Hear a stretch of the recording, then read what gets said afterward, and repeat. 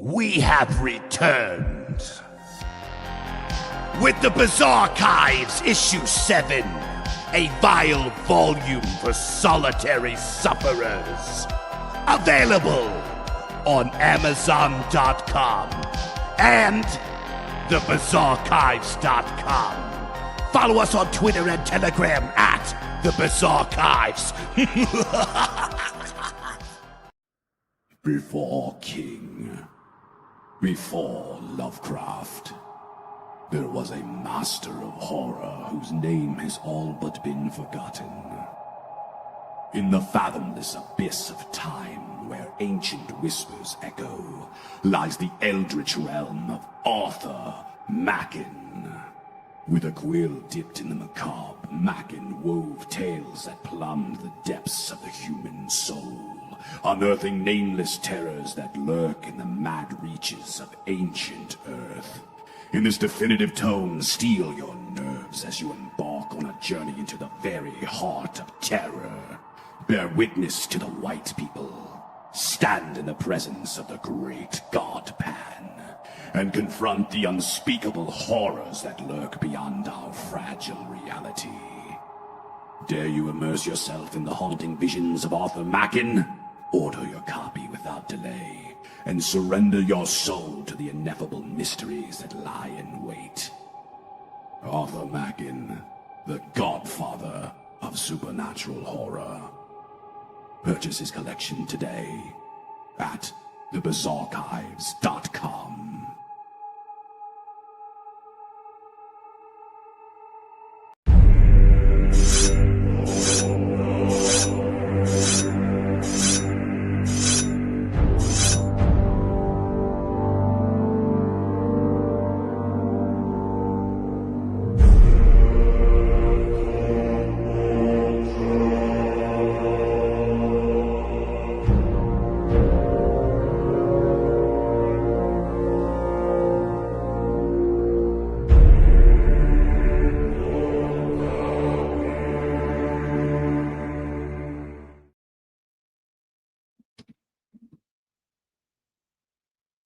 What is going on, everybody? It's your boy Big Dave here on Dave Martell Live. I'm checking right now to see if we are live everywhere. I got it set up so we could stream to all the different platforms. I think I set it up right. So it's Telegram, X, and then here on YouTube. So I'm checking right now. Looks like everything's going. It seems like it's working okay. So there we go. We're all across the board, everywhere. Your boy Big Dave shouting to all the platforms right now, talking. We got some folks in the chat here. Hail Lumi. Hail Mr. Webster. Hail Recovering Libertarian. Hail Mr. Monty. Hail everybody that's tuning in wherever you might be. And you guys that might be over there on YouTube, check out. I have a goal right here. I need to hit 5 super chats of $5 or more.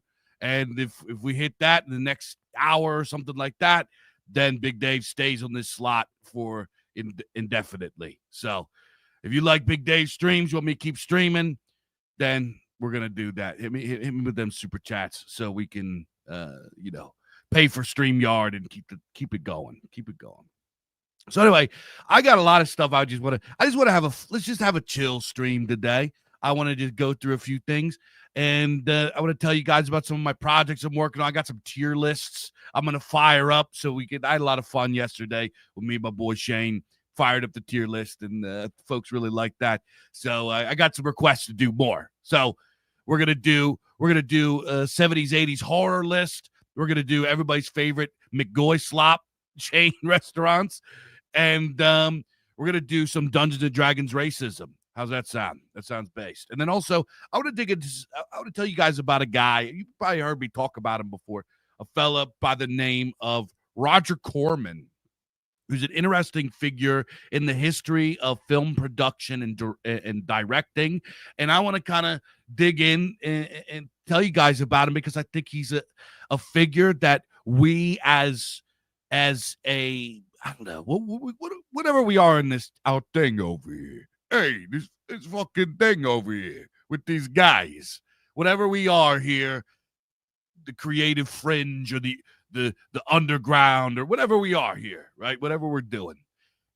He's a figure that I think that a lot of us should look to for inspiration of creation, because especially in the mode of film, but also the Roger Corman school of thought with creating art as a whole, I think is really, really a good ethos to live by for those of us that are creatives, because we have a lot of tools at our disposal these days as creatives.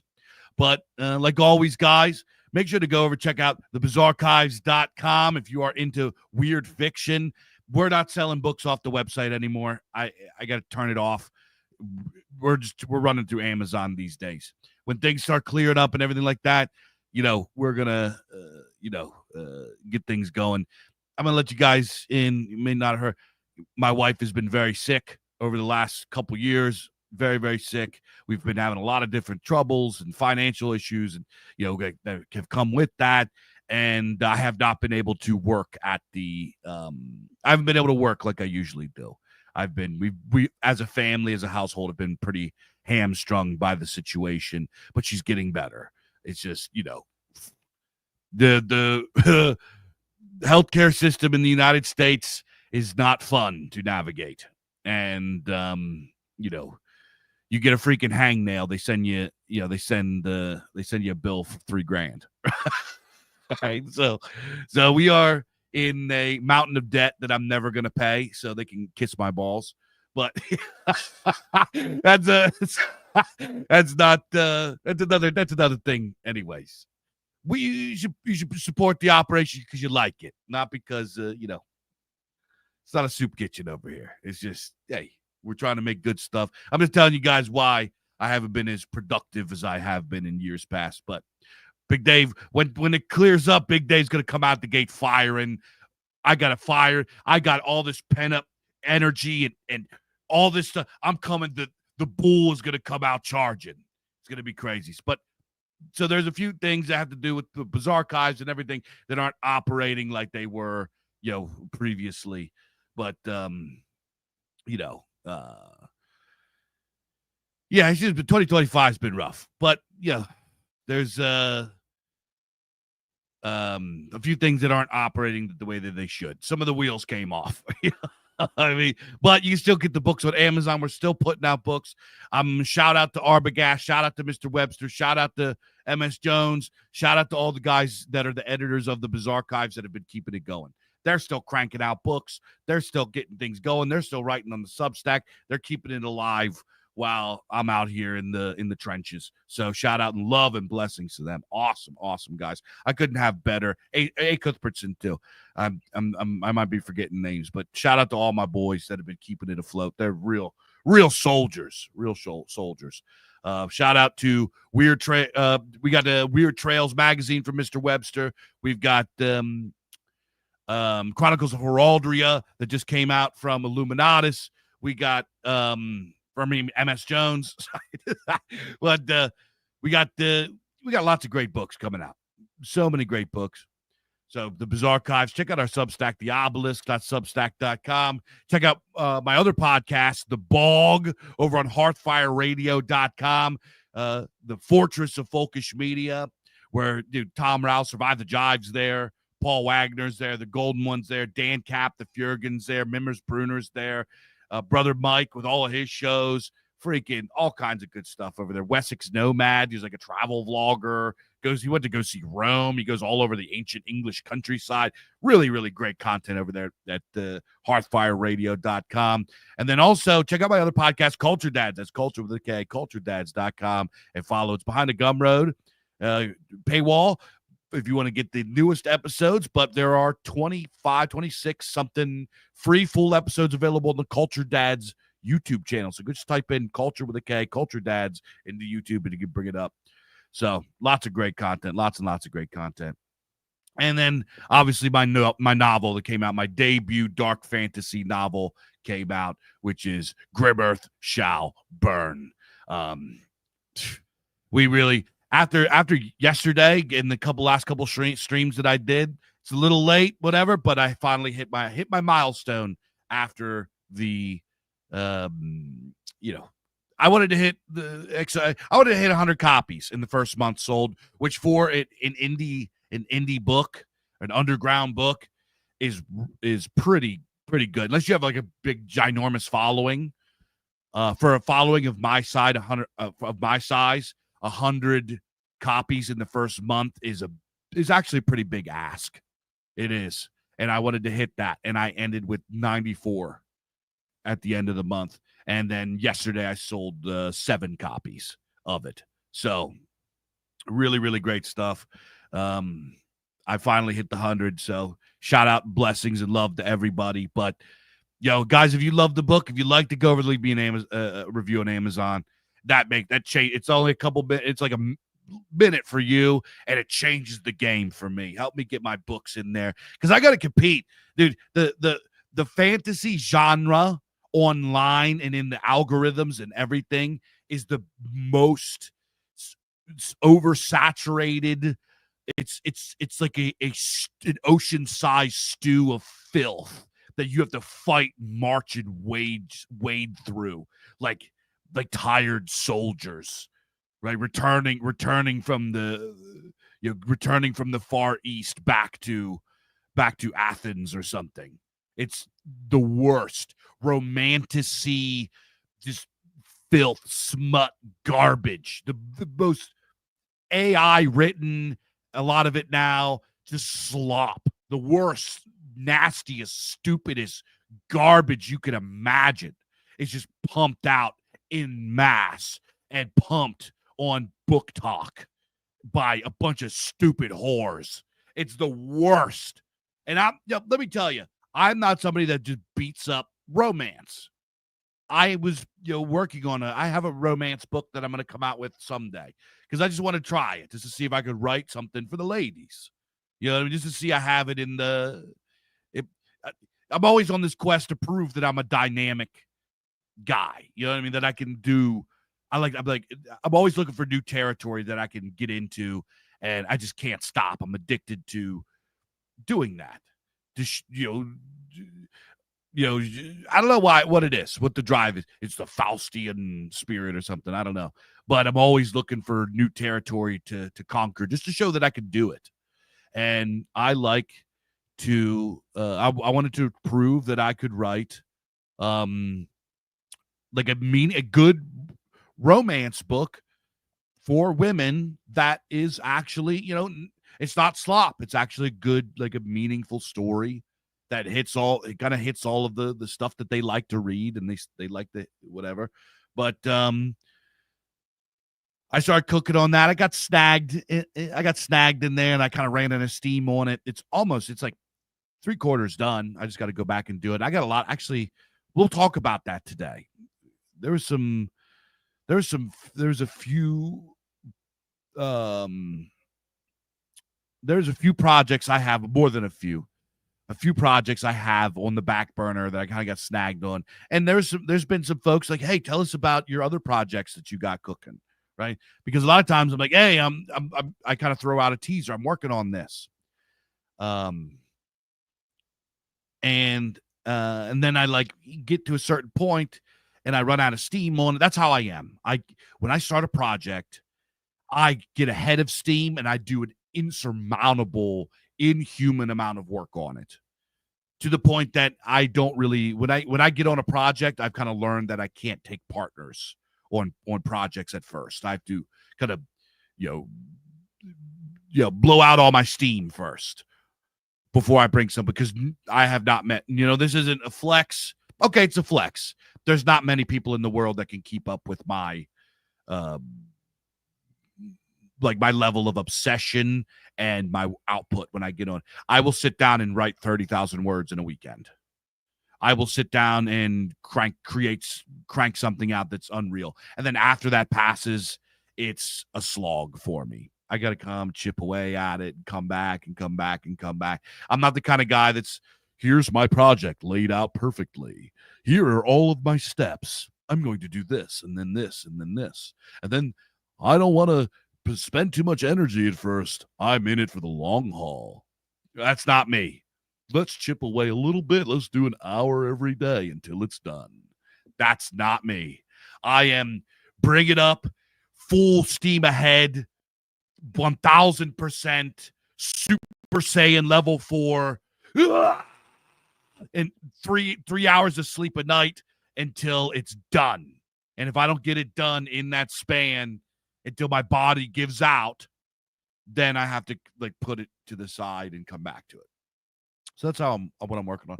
So we'll get in. I'll tell you guys about some of the projects that I'm working on, that I have on the back burner, that I'm kind of snagged on. I have a couple books that I think are really going to be cool.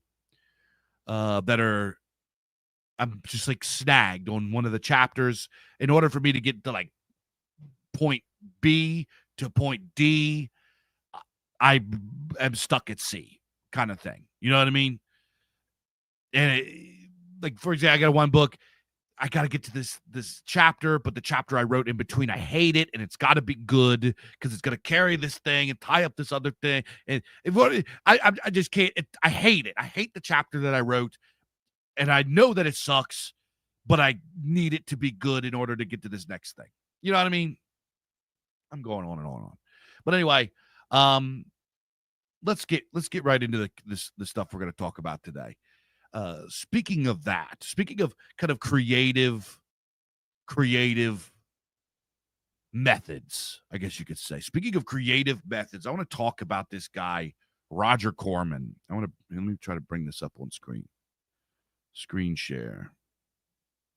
Let's go. Roger Corman films. Okay. You guys see that?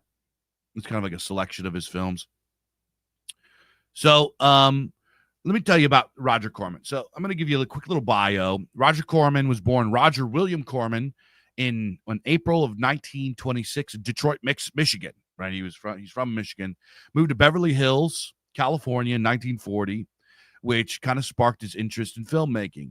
He studied industrial engineering at Stanford University and graduated with a Bachelor of Science in 1947. He served in the U.S. Navy from 44 to 46 during the World War. Worked briefly as an engineer at the U.S. Electrical Motors in 48 before quitting to pursue a film career. He just up and quit. He's like, I'm going to chase my dream. He's like, just clocked out, bye. And he went into to be a filmmaker. So he started at the bottom. He started working for 20th Century Fox in 48 as a messenger. He just carried letters. That's what he did. He was a messenger, and later became a script reader. In 1954, he finally got to co-produce his first film, which was called Highway Dragnet in 1954. I've never seen it, but I've seen pictures of it because I've looked the guy up. Okay, so he started directing and producing films in 1955, beginning with Five Guns West for American International Pictures, which was a production company back then. Excuse me. I get a little sip of the potion. And later on, throughout the years, he became known as the king of B movies. Sometimes they called him the Pope of pop cinema. And he's just really known for producing and directing low-budget films. But in this, he created cult classics, right? Like one of his biggest ones, he created both the 1960 and the 1980s one, the remake, The Little Shop of Horrors. I'm sure everybody's seen that. Feed me, right? The Little Shop of Horrors. He made that.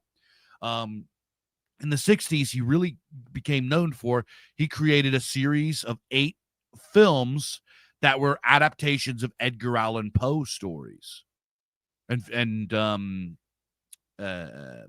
poems. House of the Usher, The Raven, and they featured Vincent Price, who was the man at the time. So he leaves AIP and founded the film group. It's called The Film Group in 1959 with his brother Gene to produce low-budget double features. That was his thing, double features. I'm sure older guys that remember drive-in movie theaters, the double feature, right? Like Terror House, double feature, double the gore, right? That kind of stuff. That was what he did. And he sort of kind of laid the groundwork for it. So he left AIP, American International Pictures, and in the 60s, he starts New World Pictures in the late 60s, early 70s, which distributed art films by directors like Federico Fellini. So like what we would call indie films is what they kind of called art films at the time. This time, New World Pictures, we're talking, I can't even. So I'll tell you later on. But he sold New World Pictures in 1983 and established Concord New Horizons, which actually is still around today. Roger Corman, unfortunately, he passed away at the age of 98 last year, May 9th, 2024. Last year, he passed away.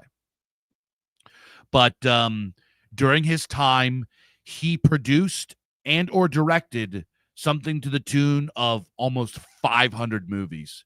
He produced over 400 and directed, we're talking 60 or something, co-directed a couple dozen. And so he had his hands in over 500 movies in his lifetime. He mentored and went on. So the luminaries, like the guys that, the alumni of the Roger Corman School includes Francis Ford Coppola, Martin Scorsese, Ron Howard, Jack Nicholson, James Cameron, John Carpenter. These are the guys that came out of his films, like his out from under his wings. He's won many awards. Made cameo appearances in films like, he also acted in a lot of movies, but he made cameo appearances in films like Silence of the Lambs and The Godfather Part 2. Lots of different movies. They gave him a cameo because of how well liked he is. He's not really a name that casual film watchers are going to know, but for people that are really into movies or in the industry are going to know who Roger Corman was. Let me sip here.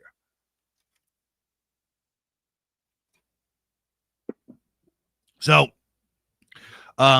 what became really famous about Roger Corman, and this is what I want to talk to you guys about, is what you could call the Roger Corman ethos, right? The Roger Corman ethos. We got a super chat right here, real quick. Mr. Monty Fontaine. I like that, Monty Fontaine. That just sounds like he's a guy that's got it going on. Mr. Monty Fontaine. Monty over here says, just to say thanks for introducing me to Slags. You're very welcome. Mr. Fontaine. We will bring that. We'll bring that up here in a second. Somebody wants to know, what's the XP about? I think that he is talking about, in the chat there, you'll see there is a goal that if we get 5 or more super chats of, I believe, $5 or more, Big Dave will continue streaming on this slot.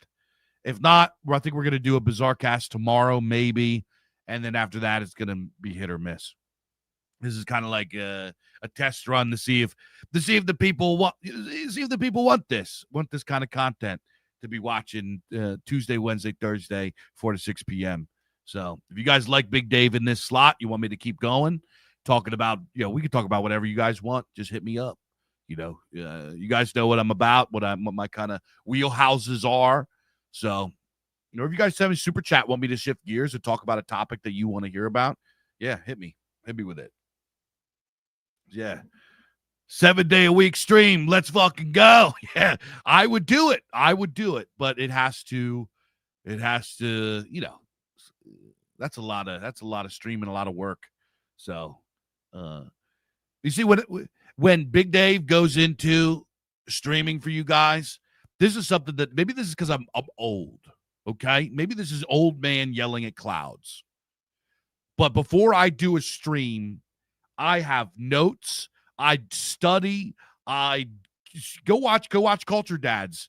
Go watch those shows, and you will see Big Dave comes with work. I put in the elbow grease. I don't just click live and come on. I have my segments I'm going to do. I do my research. I know what I'm talking about. I get on there, I put in the work. And this is the old man guy. This is OG radio, talk radio guy talking. These kids that I'm just going to do a chill, cozy stream. And they just kind of like sit there and stare and watch something, and you watch them watch something, and they don't even give any sort of commentary or talk about it, or they have nothing to. That drives me insane. That is slop to me. Talk radio is an art form. Is an art form that certain people really have the gift for. I'm not going to say I'm top notch or anything like that, but I believe that Big Dave has it, right? I deserve to be on the stage, at least when it comes to talk radio. And there's guys out there in RC that, firstly, you got to have the talent of voice. You have to have a quality of vocal texture. You have to have a vocal tone that is pleasing to listen to, that is exciting to listen to, that has a uniqueness about it. That's number one, to get in the door. Number two, you need to have your talking points. You have to be able to do plugs. You have to be able to do all this kind of stuff. Keep a flow of talk going. You know what I mean? These guys that have all this dead air, and they just sit and stare and do all this kind of stuff. That ain't it. That ain't it. You have to have personality. You have to be a talk radio guy. And these streamers that are out here nowadays just ain't it. Just ain't it. You know? And I'm not saying that, I'm the best and everybody out there sucks and all this kind of stuff. I'm not saying that. It's not what I'm saying. You know, there's guys I tune into. I don't listen to podcasts because I've been podcasting for so long. I've been streaming for so long. I don't listen to it. It's like being you're like a mechanic, and then you come home, you don't want to work on your own car, or you're a chef and you come home, you don't feel like cooking.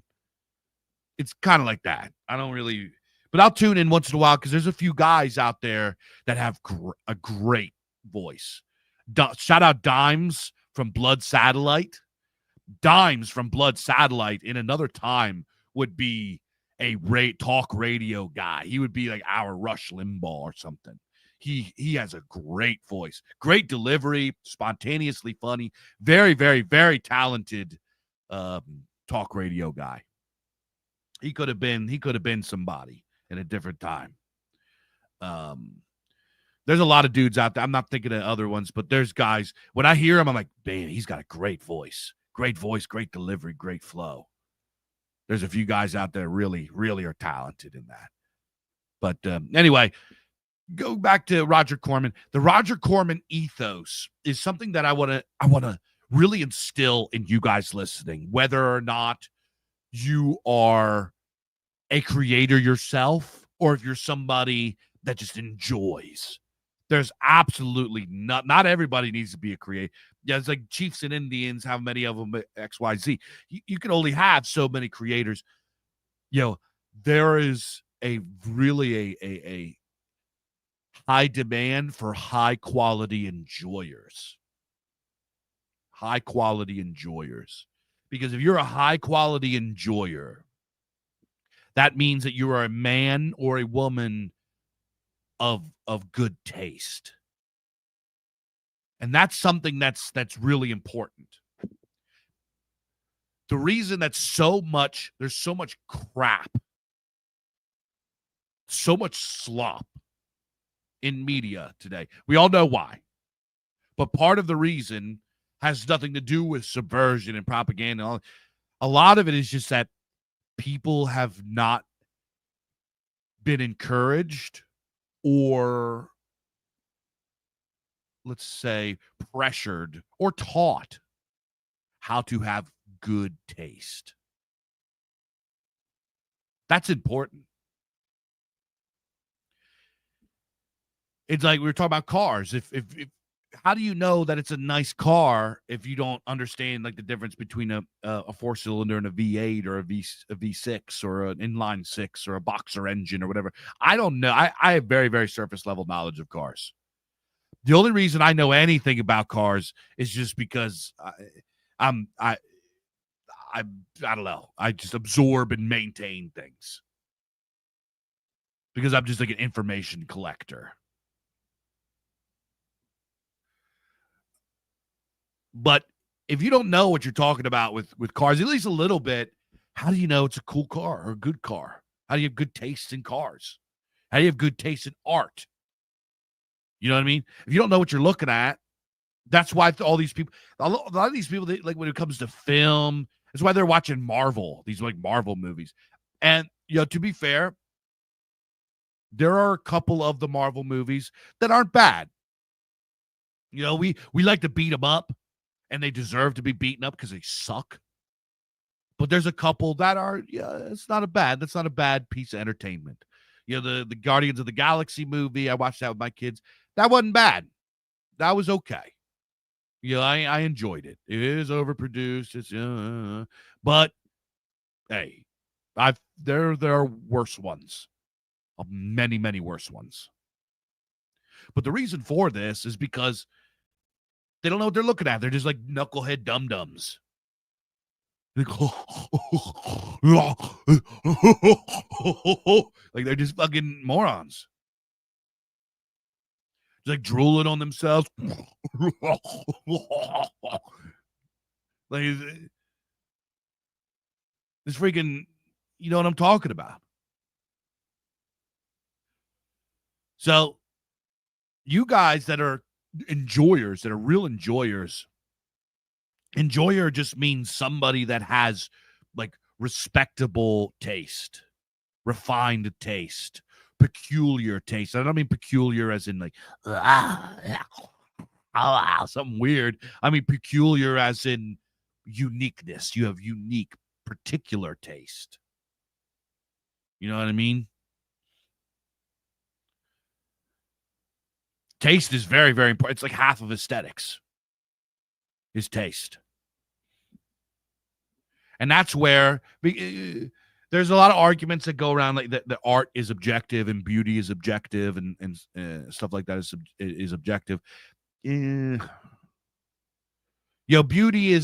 can be objective. It can be. They're ugly is, I would say, ugliness is more objective than beauty.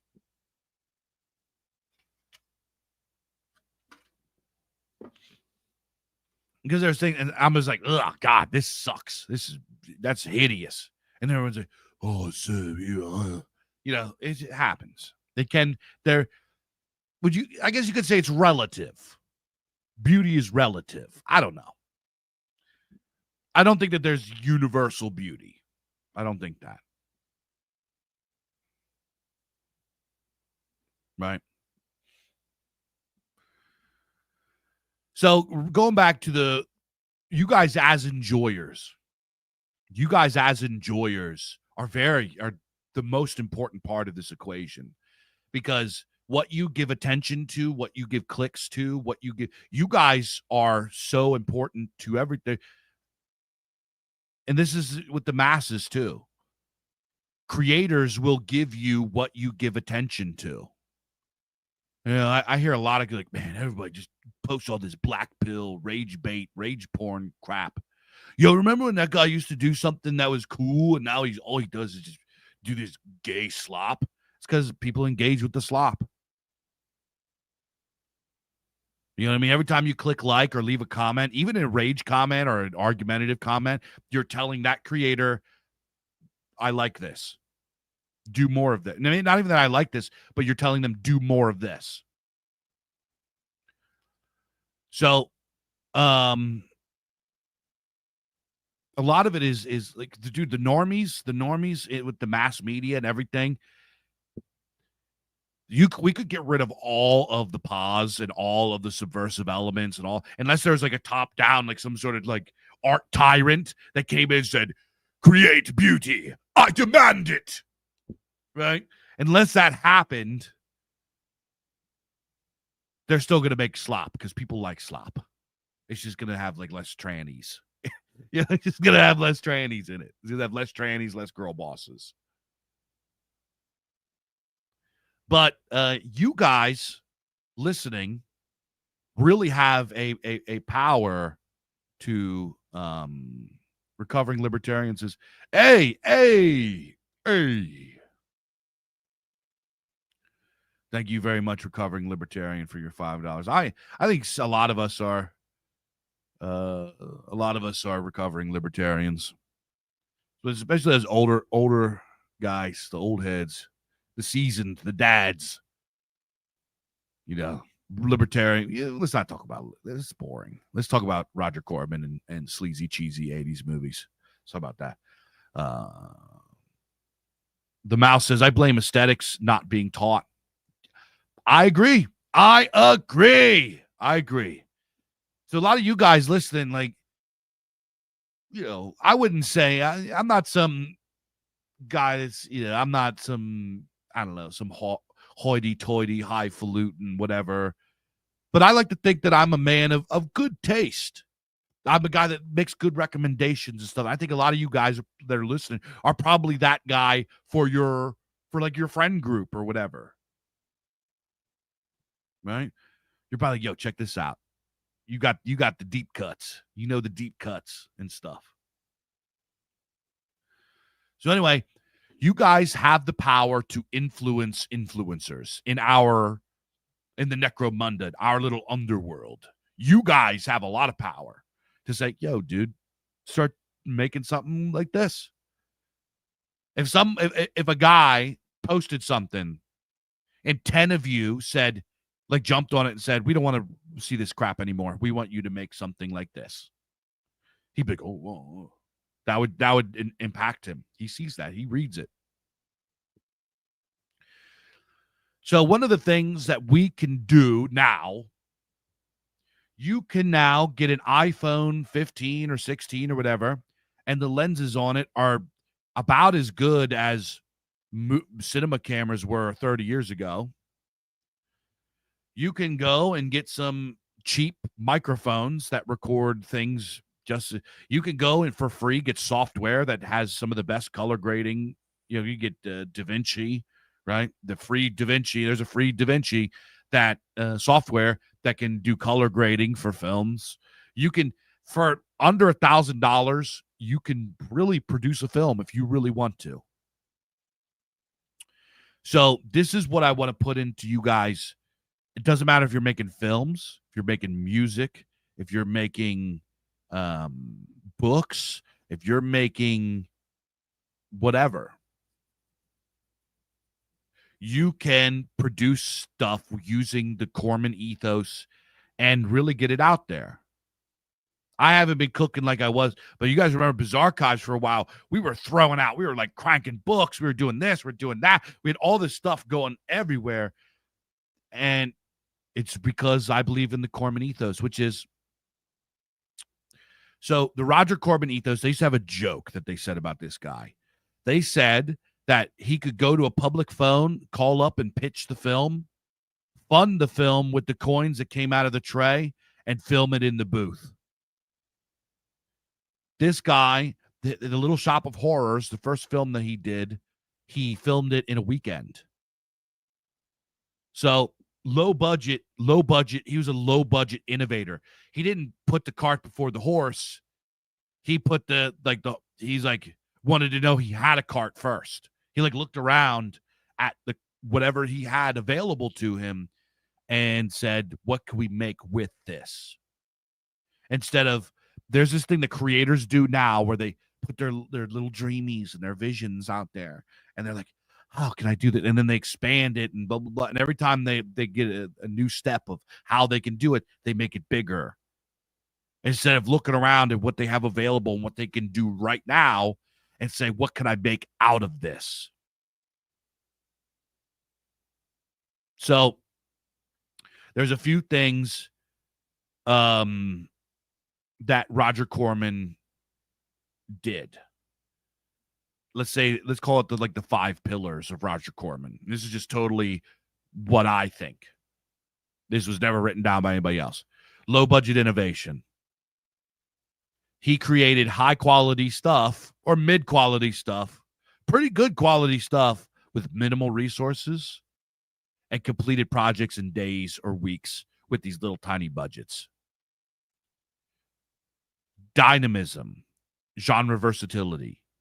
This guy made horror, he made sci-fi, he made action, he made dramas, he made westerns, he made creature features, he made there's not a genre he did not do.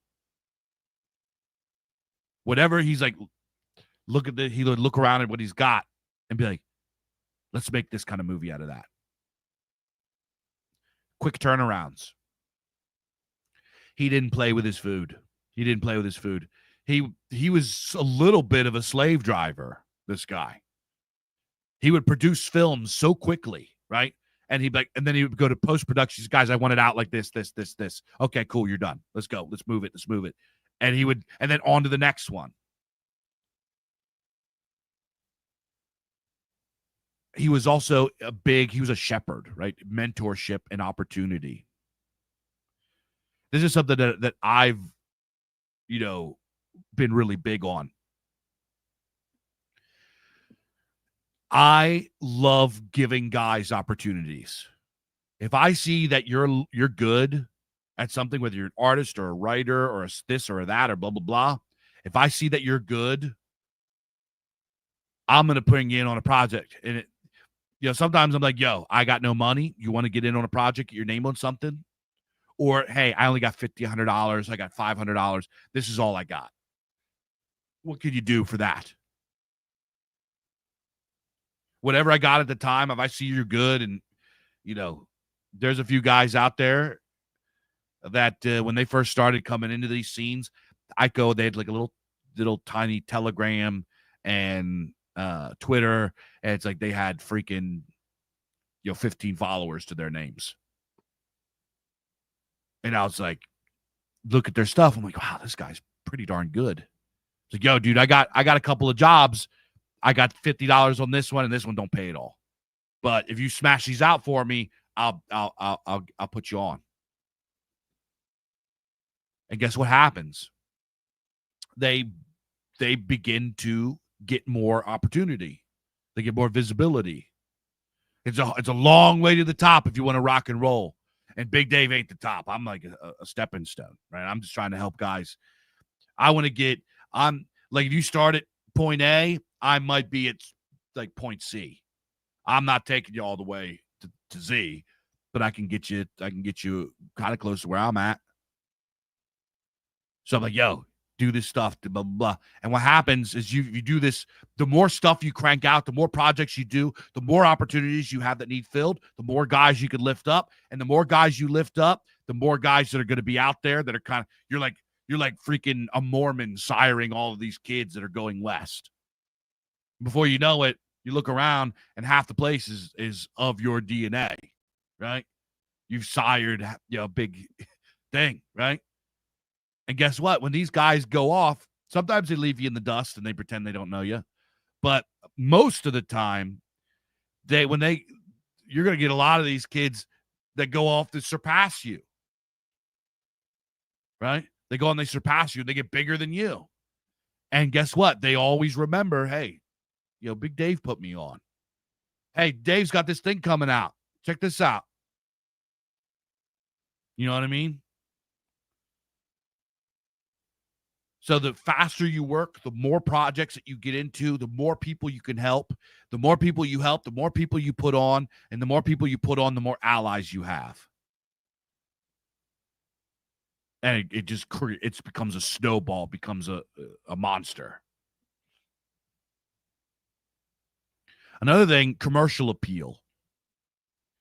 So Corman prioritized like market-driven storytelling.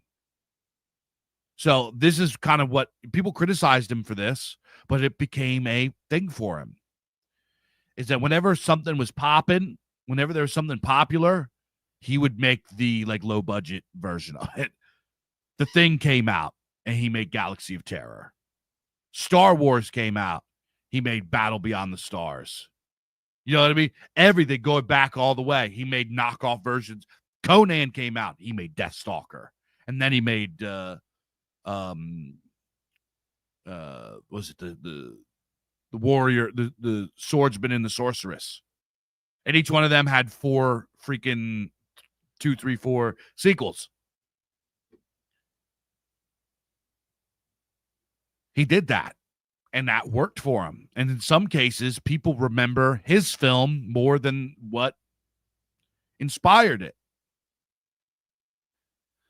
And he wasn't like really ripping it off. He was just taking like, okay, that's a genre that's popular right now. I'm going to make my own version.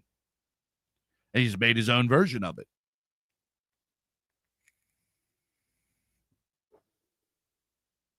So this is something that I always, I do too. You know,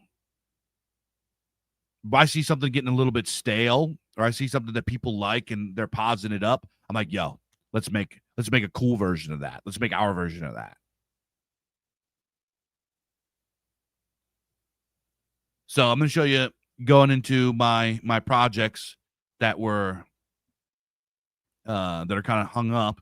I have one, so I'm going to show you this goes with it. But anyway, what Corman did, and he instilled in these guys, which made them go on to become great filmmakers and actors. Francis Ford Coppola, Martin Scorsese, Ron Howard. He encouraged them to work within constraints and teach them to maximize limited resources. He gave practical experience through direct involvement. Right? He would just throw people to the wolves and let them, like, he would just huck you in the deep end. And if he thought you had something special about you, a talent, like, okay, do this. And right? The director for Galaxy of Terror made like documentaries before that. But he's like, yo, Corman, I still want to be a director. Blah, blah. He's like, okay, I got this movie. You're the director. And he gave it to him. He instilled a DIY work ethic. He would say DIY for that movie, Galaxy of Terror. A lot of the sets were made out of garbage, literally garbage. They would go dumpster diving, pull things out and paint them and cut them and sculpt them to make it look like a spaceship. And he encouraged guys, wear multiple hats. Don't just do one thing. Do many things. So this is something that I've always done, right? I'm like, yo, I can do a little bit of music. I can write. I'm going to learn how to act. I can, do a little bit of websites. I can get on the microphone and do podcasting. I could do a little bit of sound editing. I could do a little bit of this. I could do a little bit of, layout work. I can make cover layouts. I could do all kind of stuff. And I just threw myself to the wolves. I was like, hey, I could pay somebody to do this, or I could teach myself how to do it. And then I could do it really quickly. Teach yourself how to do these things. It's always good to pay others and get your boys paid. That's good too. But if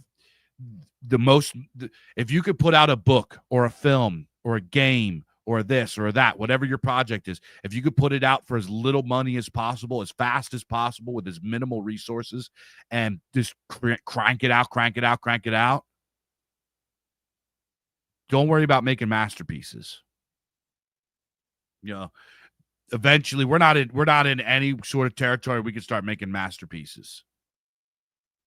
Collaborate, find young talent, and give them. There's another thing that Corman would do that I do too, that I learned from him, reading about what he says, is give talented people the freedom to innovate. So you can ask my artists that have worked for me. When I hire you as an artist, or I hire you as something, I say, look, here's my budget. And if you agree to it, so this is what we got to work with as far as the funding. But it's got to be this, this, and this. But outside of that, go nuts, do whatever you want. Because I don't hire people. The mistake a lot of people do when they hire artists is they hire them to create the exact thing they have in their head. I don't hire artists to do that. I hire artists. I'm not hiring you to create art. I'm hiring the artist. I'm not hiring. I don't want you to draw exactly what I want. I want you to draw your vision of this thing. I'm hiring you for your vision. Right? There are certain things that I'm like, it has to be this way with whatever. But there are a lot of times I'm like, here's X amount of dollars. Draw whatever you want. Some artists don't operate good like this. And a lot of times artists that don't operate well in those conditions, I tend to not be able to work with them. It's not that they're bad. A lot of them are brilliant. They're excellent. It's just me and them don't have we don't vibe. I mean, it's not nothing wrong. It's just we have different ways of working. And I'm not saying my way is the best or this way is the best or anything like this, but I'm saying that this is a really, really excellent approach and ethos to creating art and creating media that would be really, really helpful where we're at right now, where we don't have angel investors. We don't have the Hollywood machine. We don't have money. Forget about making Lord of the Rings. Forget about the masterpiece. Don't try to make, perfect is the greatest enemy of the good. Don't worry about greatness. Worry about pretty goodness. And if you do enough pretty goodness over time, hey, pretty goodness out of the sea of pretty goodness, the fertile soil of pretty goodness, greatness only happens a couple times. I don't care if I'm remembered as great. That doesn't get me worked up. That doesn't sate me. That doesn't satiate me. What satiates me is just the feeling, the high that I get from creating, from putting something out. That gets me high. Just performing the ritual of creativity and bringing people in on it and having just looking out and seeing a vibrant thing going on. I don't need to be hosting the party. I just want to be at the party. You know what I mean? You don't got to say my name or stand up or give me a toast or nothing. I just want there to be a party. And it doesn't even matter. It doesn't have to be some sort of fancy wearing masks and suits and some mansion having some sort of aristocratic ball. We don't need that. We could be, popping up in a field with a bonfire, having speakers in the back of a 1995 F-150. And we're sipping out of a keg and drinking out of bottles. That could be our party, as long as there is a party. That's the Roger Corman ethos.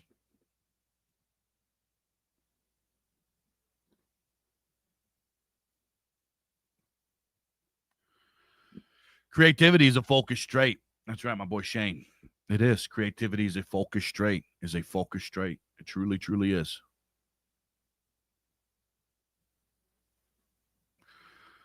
Mr. Webster says, Dave gave me my first big break. Hey, you earned it, dude.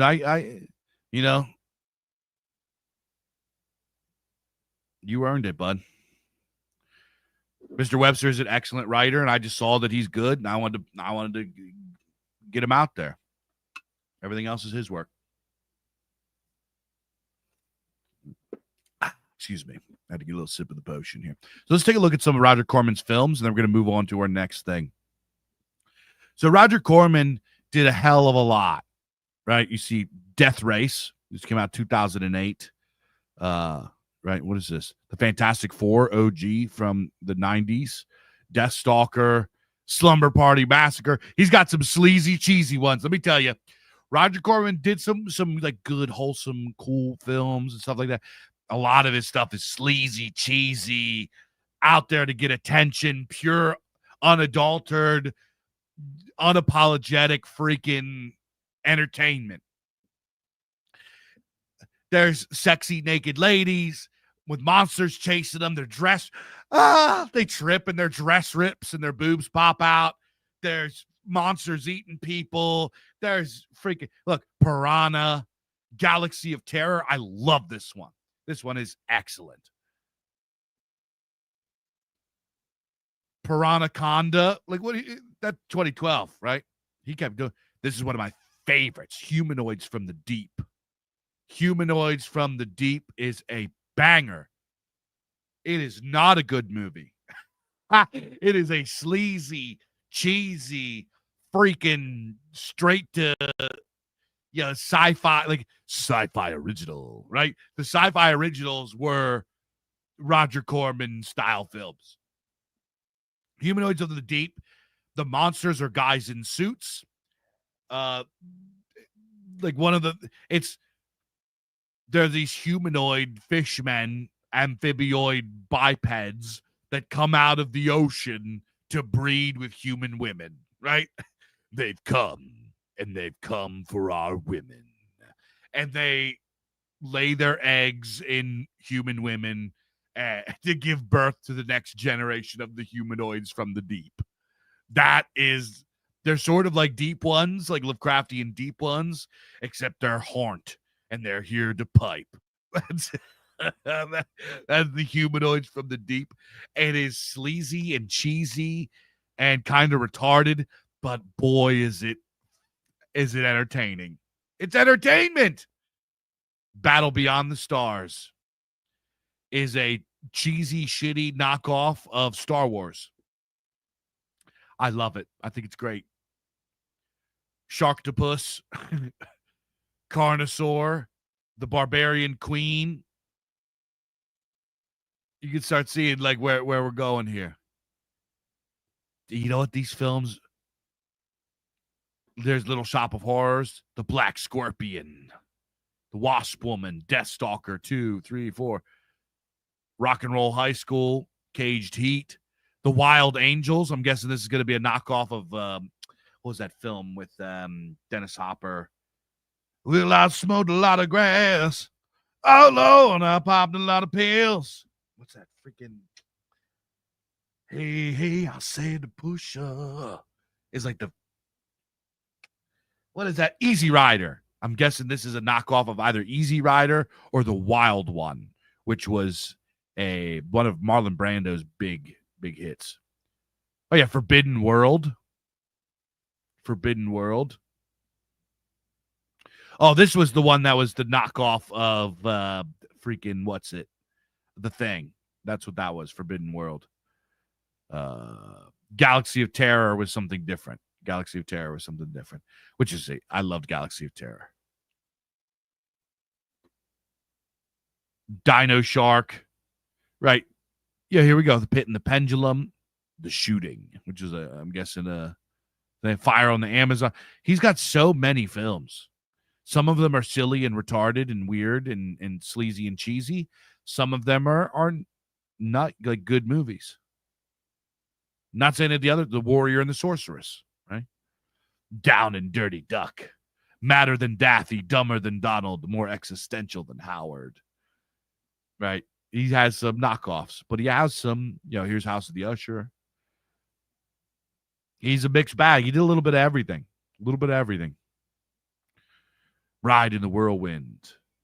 He's got freaking romances. He's got horror. He's got action. He's got sci-fi. He's got all of it. There's nothing he didn't do.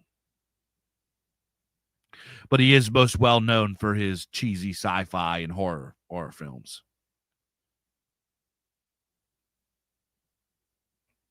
Devil's Angels.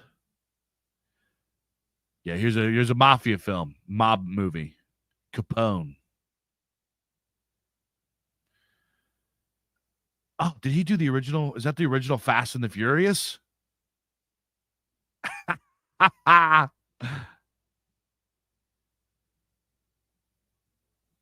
Yeah. So, yeah, that's Creature from the Haunted Sea. Yeah. Yeah, Roger Corman.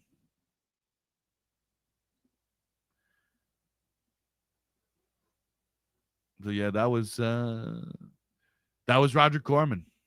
There we go. We got Illuminatus says. Let's hit this goal. Also, gratuitous shill. Secret Times Part 1, free. Part 2, only 99 cents for a week. Yeah, go over and get yourself a copy of that. What's that? The ebook?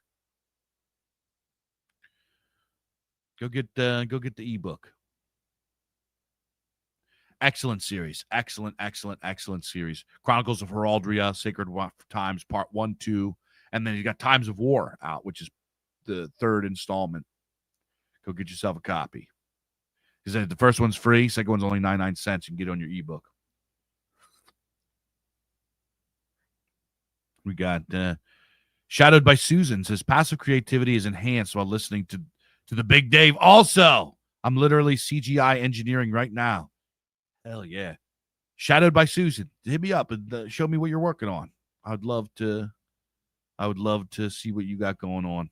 They also say Aliens that Cameron made was very much Corman old school budget busting, doing this school of thought. Cameron was mentored by Corman, right, Dave? I believe so.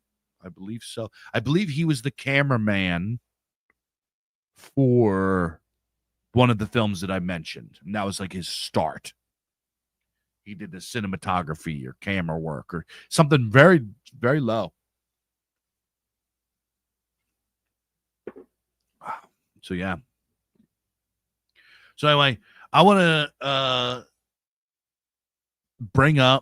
talk about, before we start getting into our tier lists, let's see. Let's go over and take a look. Did we hit the two more super chats of $5 or more, and we hit the goal. So where are we at here? Let me bring this back up. Okay. One of my projects that I have not finished quite yet. I'm stuck. I want to show you guys. This is just like a mock-up cover. This isn't the real, and I changed some of it. It's called Wolfheart. It just says the Wardsman, but I changed it to the Broken Saints. It could be the Broken Saints series, Wolfheart. The first one's called Truth is Found Where Corpses Lie. And Wolfheart is a kind of my take on Batman. I saw they did a whole bunch of work pausing up Batman stupid in the comics. So I wrote like a pulp version. I kind of took it back. Now, this is AI art.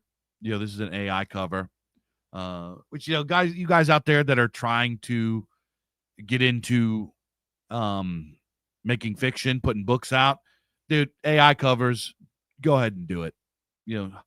Hire your artists, but to get cover art for your book, we're talking, is easy $300, $400, $500 to properly pay an artist to do cover art. Like that's just sometimes it's more than that. That's going to be the prices about in our sphere. Your first book ever is not going to make $300, $400, $500. In order for you to pay artists properly, and doing book covers is gravy, is the bread and butter for a lot of artists. In order for you to build up and have the $500 budget to pay an artist to do a cover, you got to get there first. AI art is fine. I'm the first guy that'll tell you AI art. If you want to get there, you need a few books to put out first before you can afford to pay artists, right? Artists want to keep that train going. They want that bread and butter. They want the bread to be made so they can butter it. They want to butter that bread. And what are they going to do? They're going to butter the bread. You give them the bread to butter, and then eventually you can't keep coming out with bread. You as an author cannot afford, just because there's some people out there that's AI art, the cover of your book is an advertisement. That's what it is. Most people don't care. Oh, that looks cool. They just want it to look cool, as long as it looks cool, right? So get your get your first few books out there. Whatever. AI art is cooler than generic stock art. If you find some stock art, you want to edit it yourself, whatever. Do whatever you think. I'm just here telling you that the people that are trying to like ethically shame you or morally shame you for using AI art for your first couple books until you can get some money up there, or put out some like 2-3 books, whatever, that are one shots, have AI art, and then for your big drops, you go pay the artist. That's what you want. You want to have the volume and the consistent releases, or else you're going to run out of money and you're going to put yourself out of business. You're going to get to the point that being an author is expensive. You're paying for it out of your pocket. We don't want that. The artists themselves don't want that. And a lot of the people that are screaming about, the ethics and all this, the morality of AI art, don't care. They don't care that you don't have the money to actually pay artists. They don't care that artists actually get paid. They're just doing some sort of moral grandstand. So by using AI art and getting your money up, you are building your budget to pay artists. I'm in it, right? I'm here. I'm the guy that pays the artists. You're the guys that pay the artists. The artists want to get paid so they can keep making art. AI art helps artists get paid more. Period. Right? So don't listen to these people. If you really feel, and I'm not judging people that feel some strongly kind of way about it. If you really feel strongly about it and you are willing to pay out of pocket because you have another source of income, or you don't care how much it costs or whatever, and that's your approach, I ain't judging you. Do that. I'm not judging one way or the other. I'm just saying that you guys out there, that I'm just saying that the other people that are passing judgment, most of them don't work in the arts. They don't work in the industry. They don't put out books. They don't know what goes into it. They don't know how expensive it is, and they don't care. They will pearl clutch and let you all die and starve and go out of business, and they're not even gonna read the books with the art on it anyways. Do what you got to do to get your books out. What's important, your job is to put a book out that has what you're creating is what's in between the covers. That's your lane, right? And you are not obligated to be there's artists out there that are making this argument now because they know that this is the bread they know where their bread and butter is, and they're trying to shame authors into continue to paying them. Good artists don't care. Good artists are like, they know that the people are going to hit them up because they're good. It's the stinky ones that are panicking. So don't buy into it. If do what you got to do to get your books out. You know what I mean? Good artists are always going to get hired. Good books are always going to sell. People that are buying books it's an advertisement. If it looks cool, whatever. But that's enough about AI art, right? This is AI art. So anyway, I'm probably not going to use AI art for when this comes out. This is just kind of like a placeholder that I made. I have an artist in mind that I do want to hire for this. But anyway, what this project is Batman got all goofed up and paused, and they did a bunch of dumb stuff with him. So I want to make my own Batman. I want to make my own story like that. And the Batman movies, who was the guy that had the Heath Ledger Joker and everything? Who is the director of those films? Batman Begins, Batman, Dark Knight Rises. Who did the Dark Knight films? I can't remember his name, the director. Either way, I didn't like his films. I thought the first one was pretty good. After that, I didn't like them. And that's going to rub some people the wrong way. Christopher Nolan. That's going to rub some people the wrong way. But the reason mainly that I didn't like them, not only did he he doesn't have any of the Bat family. There's no Robin. There's no freaking, Batgirl. There's no, what's his name? Nightwing, Darkwing, whatever his name is. I'm not a Batman expert, but the Bat family is very important to the Batman lore. He completely ruined the whole Bane backbreaker. Right? Bane broke his back in that storyline. And after that, Batman was paraplegic. Bruce Wayne was paraplegic. He couldn't be Batman anymore. But in the film, he just kind of like gave him like a WWF backbreaker. He's like, oh, my back. And like that was it. So like really ruined a super important Batman storyline. Yeah, Nightwing, formerly Robin.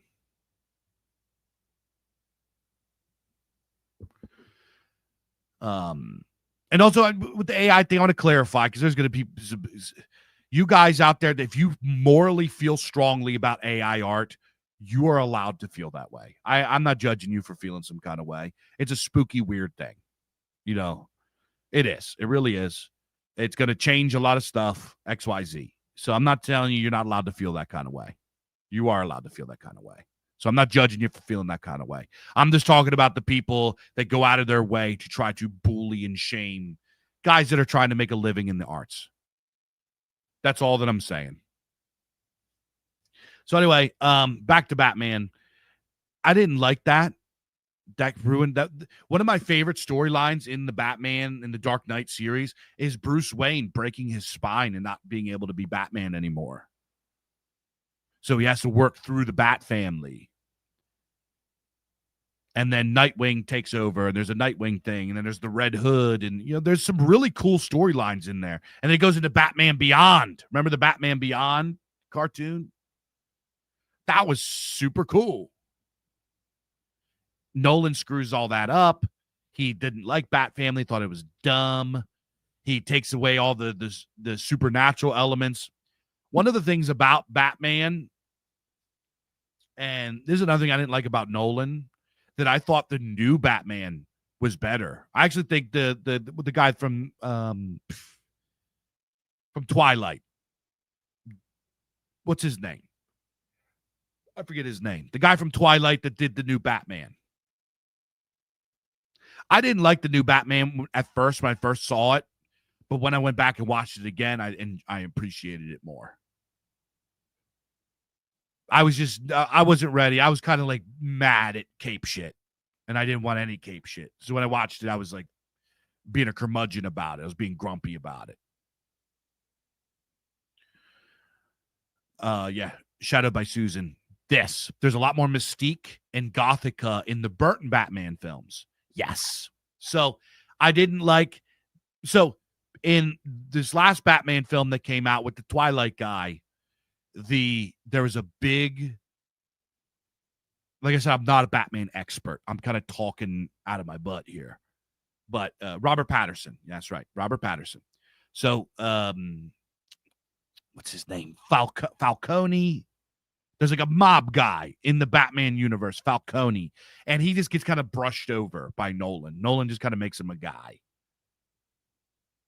One of the most important story arcs and transformations of Batman, the Batman world, is that it goes from this, what's his name? Something Falcone. Falcone is a mob boss that controls Gotham City.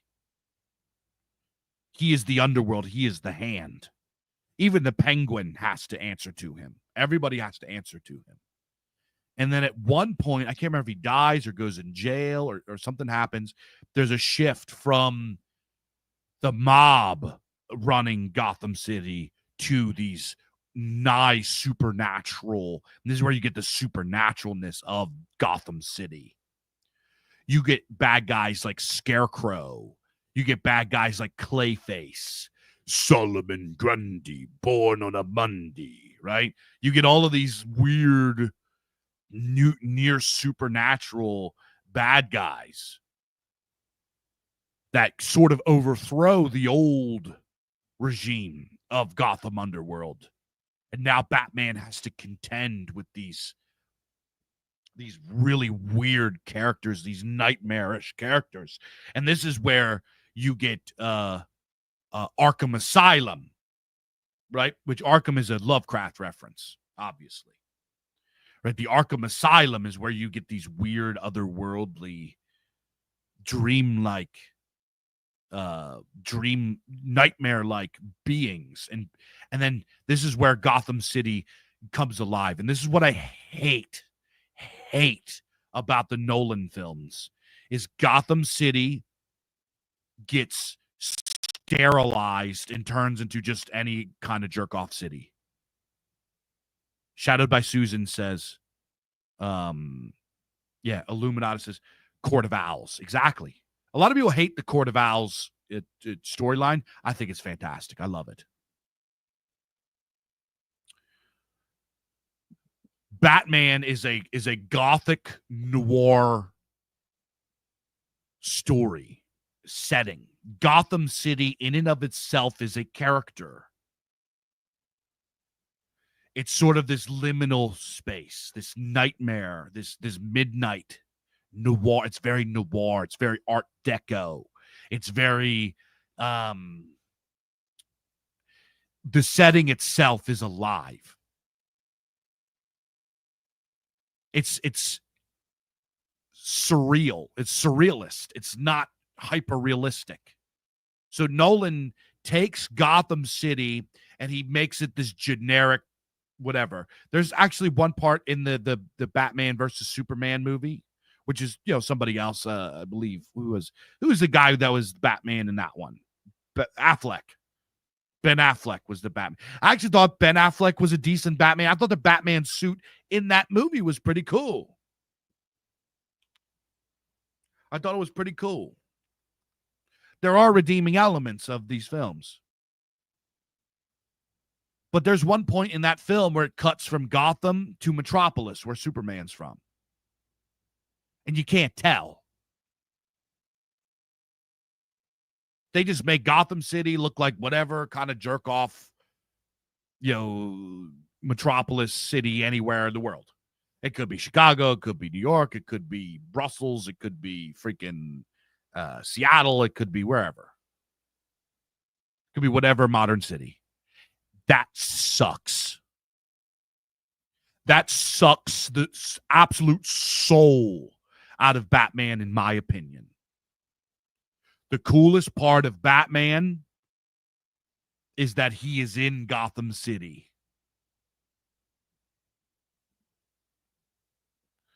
You know what I mean?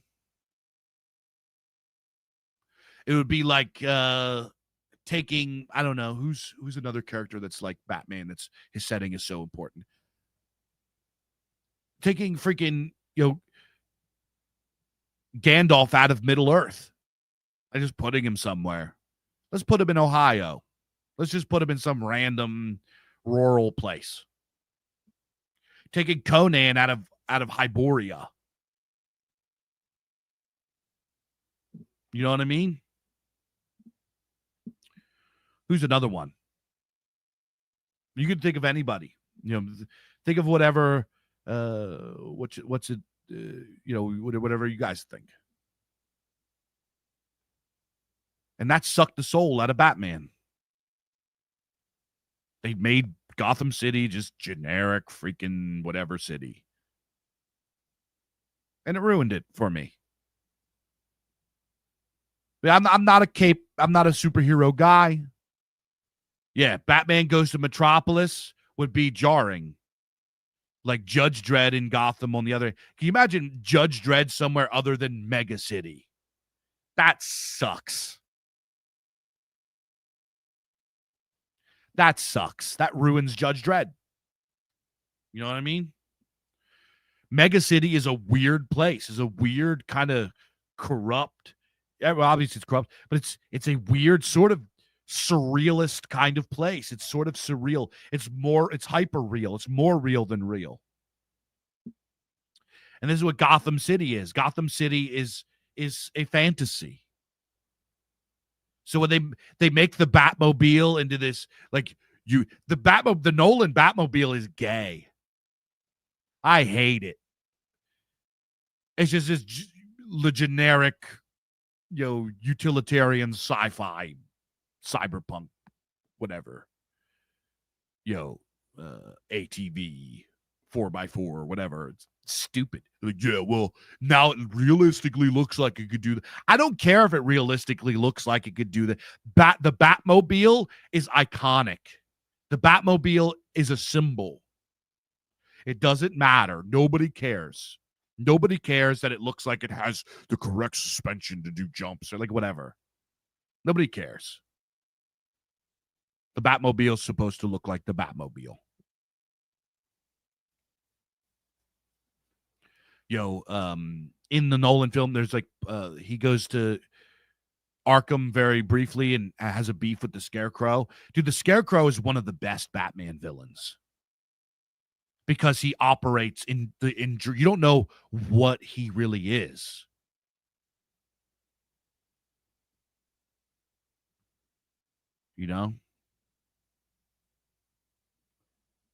And they just made him like just so, it's all it's like those the fantasy stories. It's like the Scooby-Dooification. Well, there's it was science all along, you meddling kids. It's disenchanting. The Nolan Batman films are disenchanting.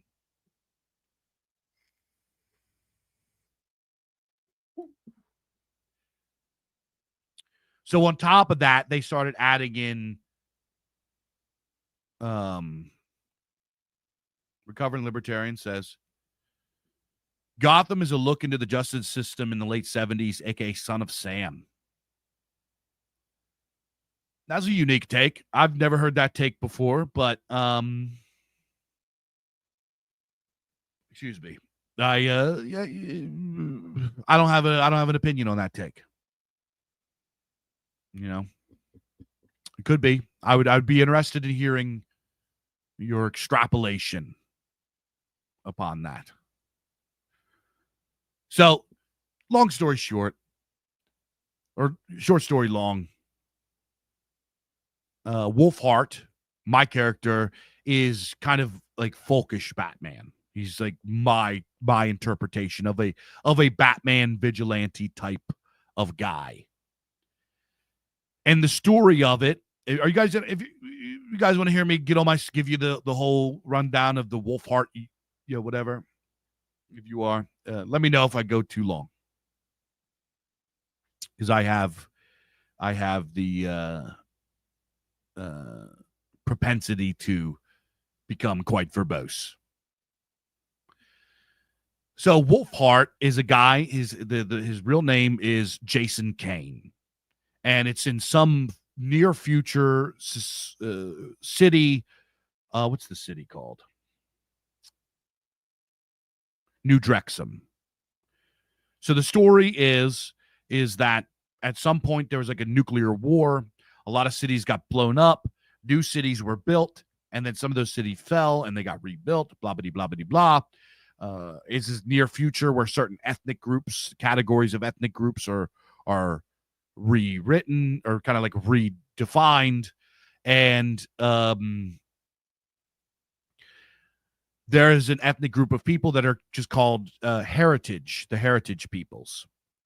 They're really called, their real name for the ethnic group is they're called the Eldish, which are kind of like, this sort of implies that it might be America, could be Great Britain, could be New England people, like Anglo-German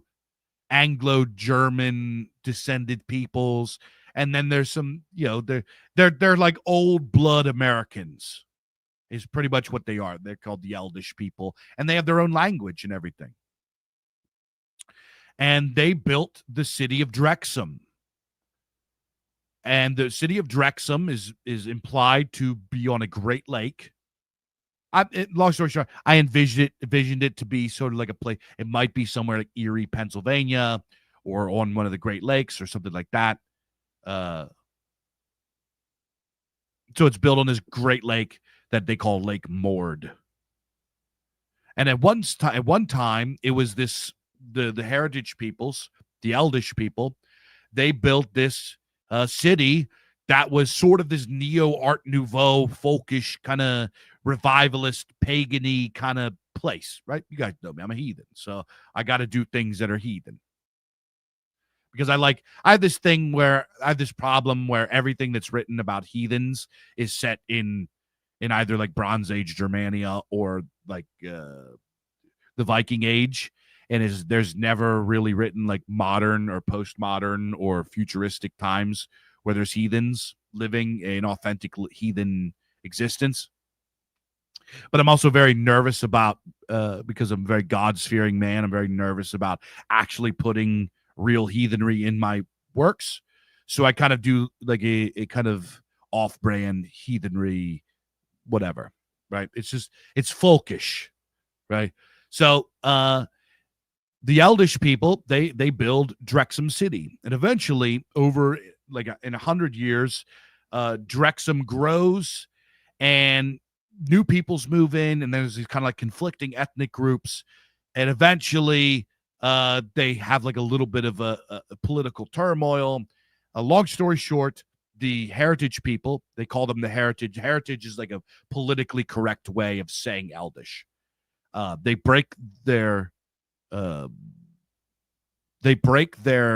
block, their community into two. One of them becomes what's called Crown Heights, and that's where like the original, like the wealthy versions of these people who have integrated with New Drexham. The city's now called New Drexham, and they've kind of integrated with New Drexham. And then you have what are called the wards, the heritage wards, and this is like a much larger than the Crown Heights, and it's kind of like a favela. It's kind of like the ghetto. And what happens is Jason Kane lives in the wards, the old wards, the heritage wards, and they get treated like shit. There is like the Grand Council and a head councilman, and there's different ethnic groups. There's like the massive ethnic groups that are there, and that's a whole other different story. But in the story, Jason Kane, both of his parents were political like activists. They called them like heritage extremists and heritage supremacists. There's some political language used from our time, but it's it's different. In the wards, they get flooded with this drug that's called chem. And chem, it comes in this double barrel syringe with these two different fluids, and you shoot it up, and it's hyper addictive. It is a dissociative psychedelic. It's really like it's like turbo fent mixed with some sort of like special K or something like that. It's completely its own thing. It puts you in like you hallucinate and you go into like ultimate euphoria when you take it, and obviously it gets less and less and less and less as you get more addicted to it and do it more. But people that are chem heads get addicted to this, and they start getting a violet tint to their eyes and their lips and their fingertips, and it's super easy to overdose. It's very, very potent. If you take this stuff for too long, you will die. It's only a matter of time. So what happened is the chem starts coming in. His father was originally a political leader in the community, and he was part of one of the first like the third resistance or something, they call it that. So they arrested him, they put him in jail. His dad's in jail. And his little brother died during this time that they called the Night of Sorrow. So the city councilman, his name's Victor Dregman, and he is a conniving, high IQ scumbag. And he, long story short, he has something to do with the proliferation of chem and the manufacturing of chem. But in the wake of the third, to pretty much punish the wards for their resistance fighting. People died. They flooded the wards with chem, hot chem, and tens of thousands of people died. After they died in the story, they did a quarantine lockdown. They shut down, they turned off their sewers, they turned off their water, they turned off everything. And for like days, this is a dreary, rainy place. It's always raining and dreary, and there's thunderstorms that come out of nowhere. They had tens of thousands of corpses of their family, and there's so many bodies, they couldn't dispose of them all. People were lined up, carrying and wheeling bodies of their loved ones and stacking bodies of their loved ones that they started to rot. It stunk. Disease started to spread. There were rats everywhere. They locked them in with tens of thousands of dead bodies that they couldn't do anything with. So what they did is they went down and they, on the night of sorrow, they went and they threw them all into Lake Mord. It's the only thing they could do with it. And in reaction, Jason Kane's mom went and stood on the city council steps and sung the Eldish hymns in their native tongue in resistance. And they beat the fuck out of her and arrested her, and she was never seen again. So the ward's people hate the council, hate them. So Jason Kane lost his little brother. His little brother overdosed and died. And his little brother's friend, his name's Willem, but he goes by Lemmy. Lemmy's girlfriend also died. And Lemmy overdosed too, but he survived with severe neurological damage. So he stutters. He's very neurotic and weird. He's really messed up from the overdose on the hot chem. His hair doesn't grow in right. He lost teeth, like all this kind of stuff. But Lemmy is a genius and a tech whiz. So Jason Kane has taken on the mantle of Wolfheart, who is a vigilante. He wears like a ski mask that has like the ability to kind of like, when a camera goes on him, it shows all these different faces. It shows different faces. He has like this kind of stitched together riot armor, a big giant reinforced riot shield, and in Drexham, guns are severely outlawed, and they can't even really manufacture guns anymore because they don't have access to the materials. So they 3D print guns that they call spikers, and spikers are they use like magnetism. They're like, it's like a rail gun or something, and they shoot these spikes. And they're only really good at short range. They're kind of junky, and they're super illegal to have, but they can 3D print them and make them. So these are really the only projectile weapons that they have access to. They'll have what they call relic arms, which are like old firearms, but it's really only super, super rich people have them, and the council has them. They're really hard and really expensive to get your hands on. So I'm talking like, in order to get just like a revolver pistol, like say like a 38 or like a 357, we're talking like $50,000 to get one. But for $200, you can get a spiker or print it yourself if you know what you're doing. So Jason Kane goes out as Wolfheart, goes out into the streets. He has that. He has like a little grappling hook that you have to has a hand crank on it. He has these like kind of like explosive,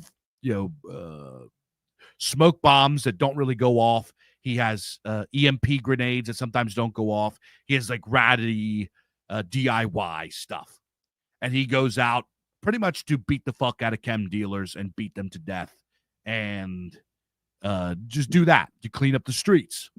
And he's actually, Jason Kane himself is a very nice guy. He's a really kind. He runs an apothecary that he took over after his mom died, and he makes I I forget what it's called, but they have like their own liquor that they like, their own schnapps that they make. That's kind of their cultural thing. And he makes schnapps and he blends schnapps with different herbs to give it healing abilities. And sometimes people just buy it to just like sip on and get a little crunk. But he's like loved in the community. His dad was a hero. His mom was a celebrity, you know, and he's beloved because he takes care of people. He's like a shepherd. People come in, they don't have money. He takes care of them. So he takes the mask of this brutal vigilante named Wolfheart. And what happens is, in his investigations of trying to stop the chem, he uncovers and unravels something even darker and weirder. And he gets thrusted into it. I'm not going to tell you anymore. But that's Wolfheart, my series that's going to come out eventually when I get to get over this obstacle that I have. Yeah, let me get a sip of something to drink.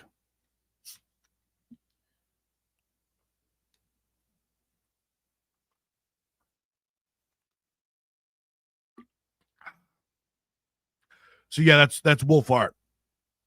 Hopefully that'll come out soon. And it's a completely different. Another thing I wanted to do with Wolfheart is I wanted to keep kind of my flavor of a dark gothic, because I have like a dark gothic style that I write in, but I'm usually pretty purple, and I like just very descriptive, and I wanted to do the opposite. I wanted to try to take my style and make it super minimalist. So Wolfheart is written in a very minimalist, almost Blood Meridian style, where it's like I want it to be like a doom metal song where there's lots of space. Like a doom metal song lets the riff slow and lets it ring out. I wanted my prose to have a lot of space and let the reader fill it in with their imagination. So I hope it's good. I hope you guys like it. I put a lot of, you guys can tell I put a lot of thought into it. So when I get over these couple chapters I'm struggling with, when I get back on it, I'll finish it. I'll put it out there. So yeah, that is one of my projects that I have on the back burner, one of my books. Excuse me. I have several other books that I have in the same place. I like 2/3 of it done, or half of it done, or 3/4, and I'm stuck on something and I can't whatever. So yeah. Varkobka says, does Wolfheart kill? Yes, Wolfheart kills. So let's go over and check on my goal ends in 15 minutes. 2 more super chats of minimum $5, and we hit our goal for the day. And what I will do if we hit that goal is, starting next week, I will run Dave Martell Live or Bizarchives Tuesday, Wednesday, Thursday, 4 p.m. to 6 p.m. So if you want more Dave Martell Live or more Bizarrecast with frequency, 2 more super chats, $5 a piece. Ideally, I would like, and also if you say you don't got the cash to give me a little tip for this stream, just share it with your people, dude. Help spam it out. There's a lot of these big streamers and big podcasters and stuff like this. Let's be real. They have agents. They're backed by marketing companies. They have people paying for it. A lot. I didn't realize how far-reaching the Peter Thiel network is. Peter Thiel bankrolls so much stuff. Big Dave has no like. You guys are my Peter Thiel, right? You guys are my Peter Thiel. Shout out my boy Mike from Imperium Press. Once in a while, he'll help bankroll. He'll drop some cash on me if Imperium Press is doing good to help work projects out. Once in a while we get a little donation or something towards a project, but this is all blood, sweat, and tears. This is all us. So if you, we don't have the guys to go out and chop up clips and spam them out everywhere. I don't have the angel investors and the paid marketing team that somebody like, I don't know, Nick Fuentes has. So he's really beloved by the algorithm for some reason. He's really beloved by these, I don't know if it's organic or not. Feels kind of not organic. But if you guys, there's a part of a show that you guys are doing that you see, cut a piece of it and share it. Please. If I have a great take that you guys love or a funny part, chop it up, put it out there. Or just share the stuff. Share it. Help us out. So anyway, what do you guys want to do? Let me get a sip of my drink and get cooking so we can have I'm gonna run a couple. We're gonna take a little break and we'll be back for the last portion of the stream.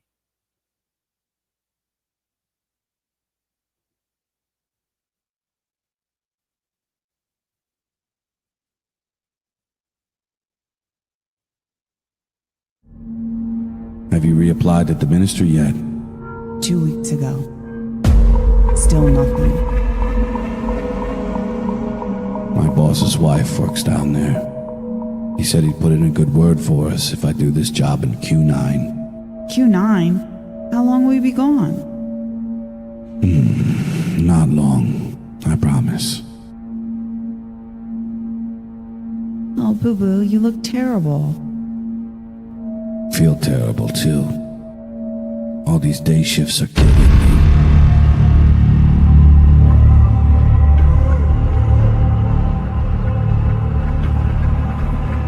But we'll both feel better once we get that permit to have our baby.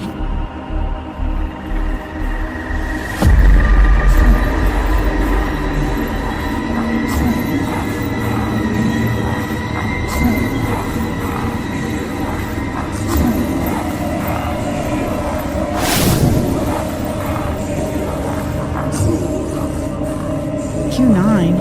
How long will you be gone? Not long, I promise.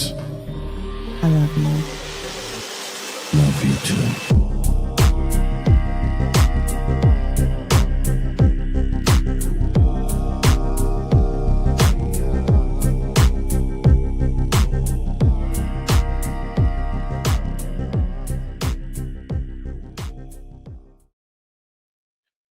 All right. Yeah, that was a Biostician. I'm writing and doing music for a game in collaboration with Cult Games. So the Bizarre Archives is writing that. And let me see. What else do I got here? Let me run one more here. Speaking of video games. Your lands are in ruin.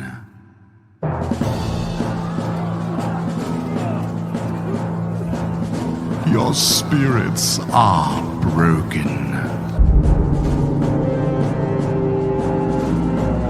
Your temples are burning, and soon I, Necron, shall fulfill my destiny as your new god.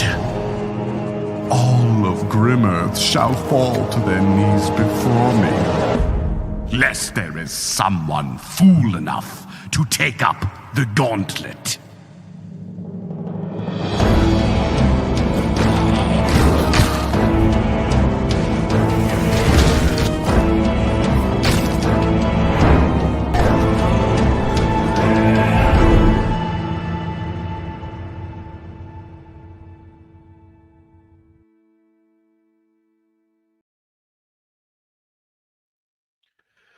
Yeah, so yeah, that's that is going to be. You guys are starting to see what I've been working at here. The whole building a whole Grimmearth IP, like you know how there's Forgotten Realms and all the D&D stuff.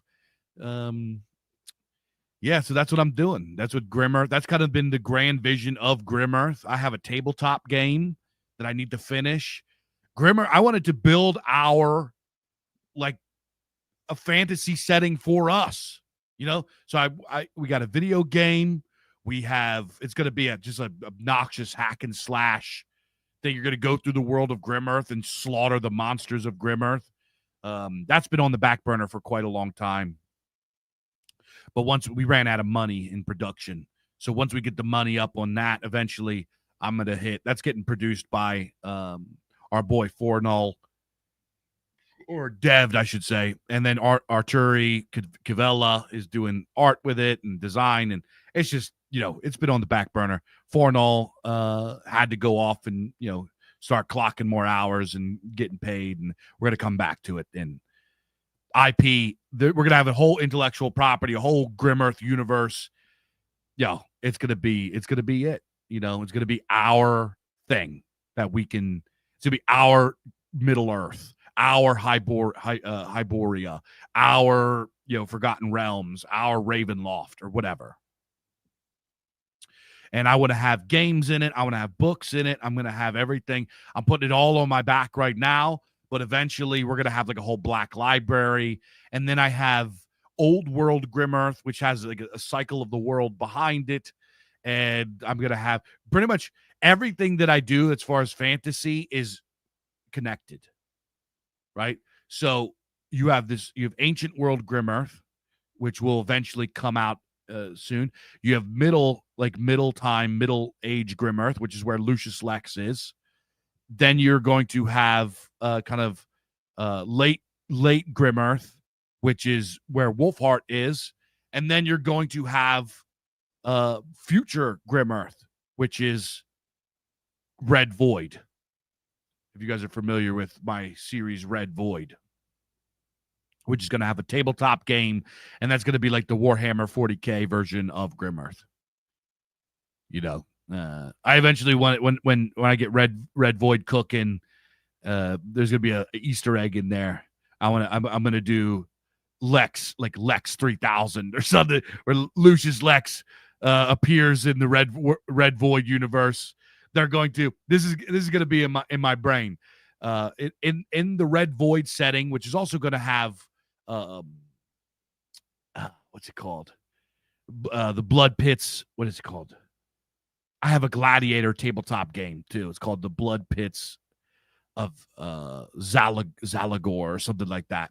That's in the Red Void universe. And if you guys ever read my story, They Never Woke Up, and she has arrived in the Bizarchives. I can't remember what issues they were in. That's also in there. They're called the Dome Worlders. They're in the Red Void setting. All of my fantasy and sci-fi is in one thing.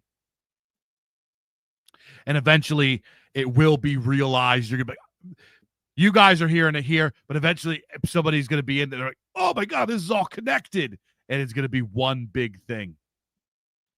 So yeah. Shadow by Sue says they never woke up is a story I hope that comes up again. It will. The what are they called? The Asapiens. The Asapiens that were in They Never Woke Up are called, what do I call them?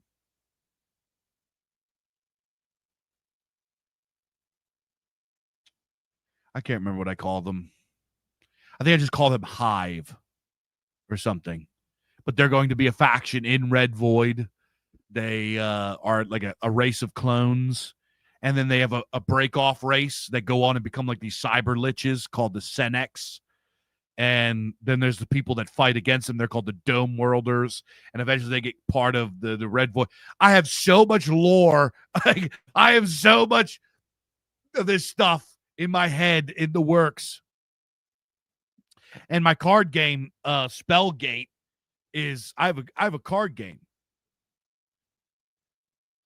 It's like it's going to be our Magic the Gathering. It's called Spellgate, and that's also in the same universe. It's going to be like the connection of all the universes eventually. So, dude, I have so much. Big Dave has a freaking universe. There's like the Martellaverse of everything, and I'm just like a little bit of time and a little bit of budget away from getting it all out there. We're going to have films. We're going to have freaking everything. Dude, I have so much stuff that I'm working on. So it's like every time you guys buy a book from the Bizarre Archives or from me, every time you send me a super chat, every time some guys subscribe to the Obelisk or subscribe to whatever, anytime money goes to me, yeah, it helps pay my bills and feed my kids and everything. But the money that I get, let me tell you guys something. Before we get it, I want to do the tier list. We're going to wrap up on the tier list. I got to tell you guys something. Earlier this year and last year, when there's that like little fundraiser for me, when my wife went into the hospital and we were like really doing bad, you guys took care of me in that time. I didn't really get, I was letting it slip a little bit and vague posting and like all this when I was in a dark place. You know what I mean? So I'm out there saying shit. I want to let you guys know, those of you guys that kind of came and helped me out, we didn't have food. Our utilities were about to get shut off. I was home alone with my kids. My wife was in the hospital. We were in bad shape. And you guys, like, if it wasn't for you guys that month, I would have been out of my home. I wouldn't be here right now. I would have got like kicked out of my house. Everything would have gotten shut off. I was in a bad place, and you guys stepped up and saved me from that. Your guys' donations got me enough money that I got some of my bills paid. I got the lights kept on. I got the heat kept on for my kids. We got some food in the house. You guys, like, in my darkest, most worst time, you guys helped me.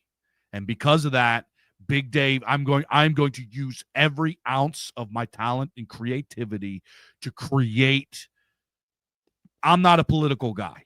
You know what I mean? I'm not going to run for office. I'm not going to get out in the streets. That's not what I'm good at. It's not what I do. It's not what I'm good at. But what I can do is I can be a force of nature in our part of the culture war. And I can create and replace. I have enough friends, talented people. I have enough. There are the soldiers behind me, in the creatives behind me in our sphere here. We got some serious firepower, real firepower, and we could build our world.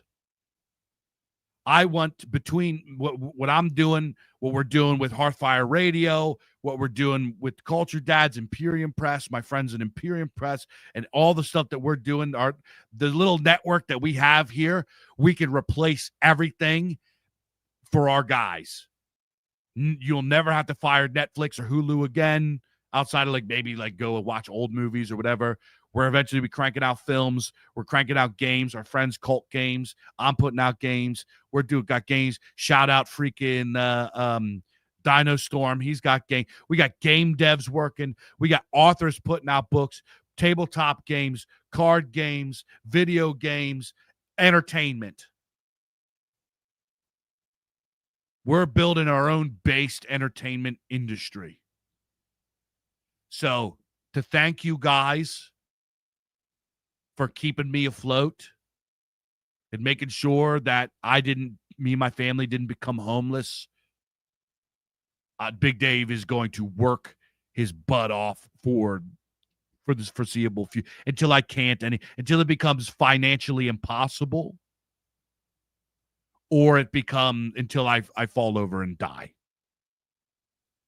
Those are the only two things that are going to stop me. I'm going to do it for you guys. I promise. You have my word. Dude, if you guys saw the amount of times that I stay up all night typing and working and just doing whatever I do. And right now it's tough because, I got, my family's sick. Dude, my freaking, I don't want to give too much of it, but my father-in-law is in the hospital right now. My mom is in the hospital. It's just this is a bad year. There's some jealous demons out there. They're the forces of chaos don't want me to get my feet under me right now, because they know what's coming. They know what we got cooking here. They don't want us to win. But they don't have a choice. There's only so long you can keep me hemmed up. There's only so long you can keep me held down. Eventually, King Kong will break from his cage. I will break my chains. So, we're going to create awesome entertainment. We're going to, Big Dave, I can't go out and hit him in the political arena. I'm just not good at that. You know what I mean? I can't even like really, I'm too eccentric. I'm too weird. I've got too much stuff on my saying crazy stuff online. I did my thing in the culture war when it came to putting out, the truth posted and all that. I did my thing with that. But that's not who I am. I got like a website that got like 500,000 clicks exposing government conspiracies and like all that kind of stuff. I exposed them quite a bit. And there's some like red pill topics that were forbidden to talk about that I didn't popularize, but I helped popularize. Yeah, we're talking thousands of people like read stuff that you weren't allowed to be talking about. And my website got shut down. I brought it back up, blah, blah. So I did my thing. It was a tough go. And, but my first love is music. My first love is art. My first love is literature. That's what I've always been good at. And that's my sword. And that's the sword that I'm going to lend.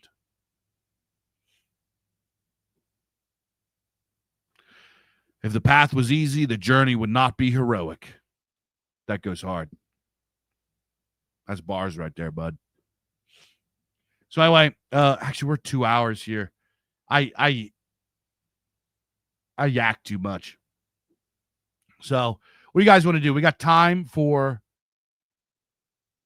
one tier list. What do you guys want to do? Do you guys want to do horror movies?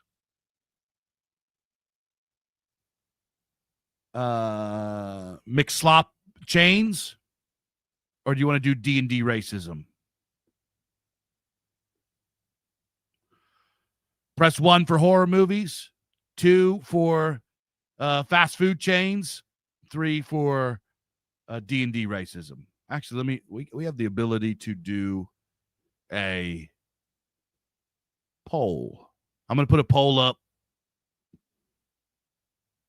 here, and you guys vote. You just got to everybody get to the chat right now because it's coming up right now. Okay, so here, let's do horror flicks.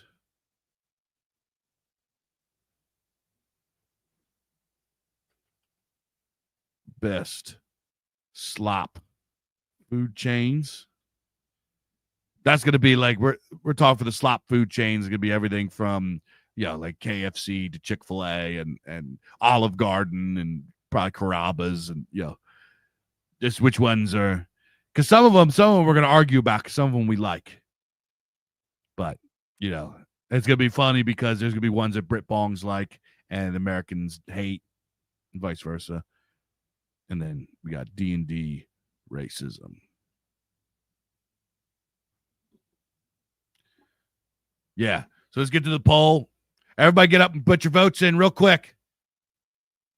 D&D racism, horror flicks. All right, what do we got? Where are we at? Here comes the slop. Horror flicks. We'll shut it down in, 25 votes. Let's get 25 votes in there.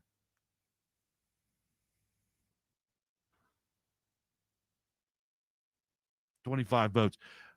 Let's see here. Let me see if I got some videos to run in the meantime while you guys are voting. I want to stand up and stretch my legs real quick.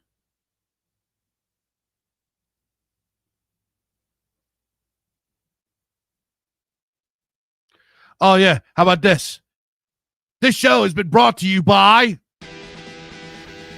Slings Art thou a distinguished glass of tall drink? Then exfoliate thine epidermal folds with the slick insulation of Slags! Slags! Know how to use them!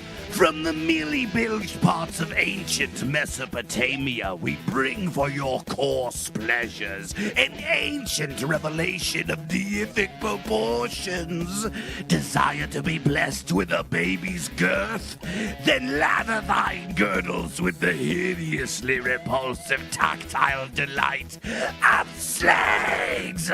Perhaps you slaver for the sweet treats of yesteryear.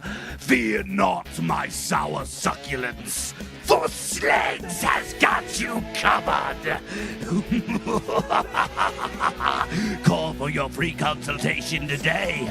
If approved, we will schedule your leg cleansing. Happy Slags giving! Endorsed by Mitchell Throbobscott. Thank you for choosing Jasper, the world's most innovative AI assistant.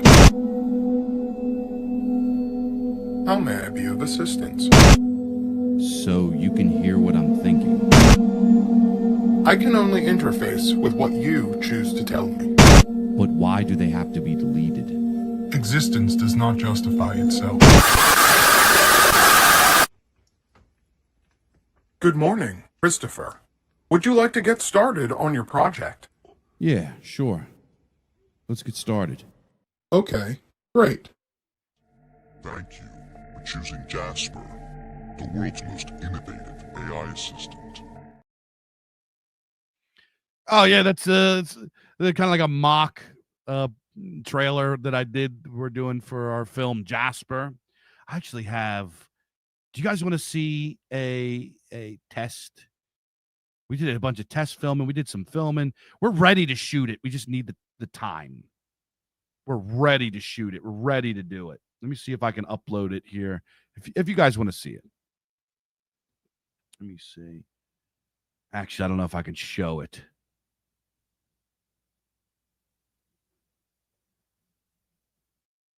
I can't show it because it's got like some. Yeah, I can't show it on YouTube. Actually, yeah, I can't show it on YouTube. I'm sorry, guys. But yeah, we got a movie we're going to do. We're going to do a movie. Yeah. I'm going to star in it and everything. And we got it all. Let's go over. Yeah, it's Jasper. It's going to be about. Yo. Okay, let's do. We need one more vote in here. We need a tiebreaker. Horror flicks and D&D racism are tied. Let me get one more vote. One more vote. Come on, boys. Open up the YouTubes and give me one more vote. Tiebreaker. Where I'm going to pick.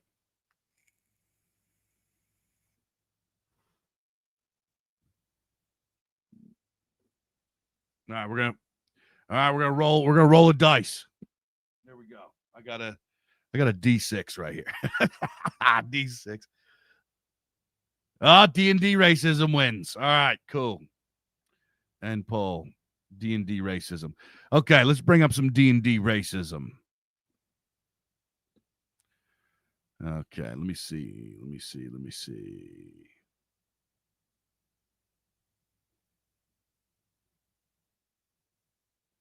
Share screen. Okay, here we go. Let's get out of here. Get that out of here. Okay, so some of these races I'm not going to be familiar with because they appear to be from the very gay and new 5th edition. I don't play 5th edition. Actually, I don't really play a whole lot of D&D at all anymore. But let me see. Can I get rid of this ad? Yeah, get these ads out of here. But get out of here with your ads. Okay, whatever. So some of these races, I don't play 5th edition. I played 3rd edition. I played 5th edition for a little bit, and I hate it for various reasons. I could ramble about how much I hate 5th edition if you guys want, or we could just do this tier list real quick. Some of these I'm not going to be familiar with. I'm just going to judge them by what they look like. My first D&D that I played was second edition advanced D&D, and that's still my favorite edition. And I played third edition 3.5. That's pretty much what I mostly like DM'd as a young man. And then fifth edition came out and I played it a little bit, but then we did back and forth between that and third edition. And the last times that we played has been second edition. So I am not really hip to the new D&D stuff. So let's get racist with D&D. Okay. So let's see. Leonin, I'm guessing this is a lion guy. I don't really know much about him, but that's pretty dumb. I don't really like these anthropomorphic races. I don't think you should be able to play as them. So we're racist against him. He goes, and then we got, what is it? How do you say that? The satyr, is that how you say it? The little imp guy from Greek mythology here. Let's put him at B because I think they're cool. It's from Greek stuff. Arakokra, I know exactly what that is. We're racist against him. Anybody's got an animal head, it's just automatic racism. So Genasi are, what are they? They're like freaking elemental, like the offspring of elemental genies or something weird. So we're racist against him, but he's better than an animal head. Goliath. So Goliath is like a giant. They're pretty human, pretty close to human. So we're gonna put them at A. I like a Goliath. Goliath is okay.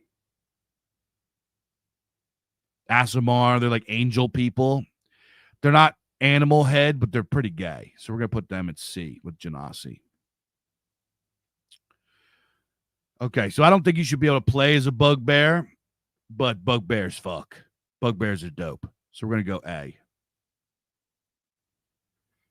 Let's Furbolg is like they're like a woodland, like a fey creature sort of thing. They're kind of animally. We're gonna put them at B. I don't think you should play as that. I think the only race you should be able to play as is human. That's how racist I am in D&D. But so let's find human. Where's human at?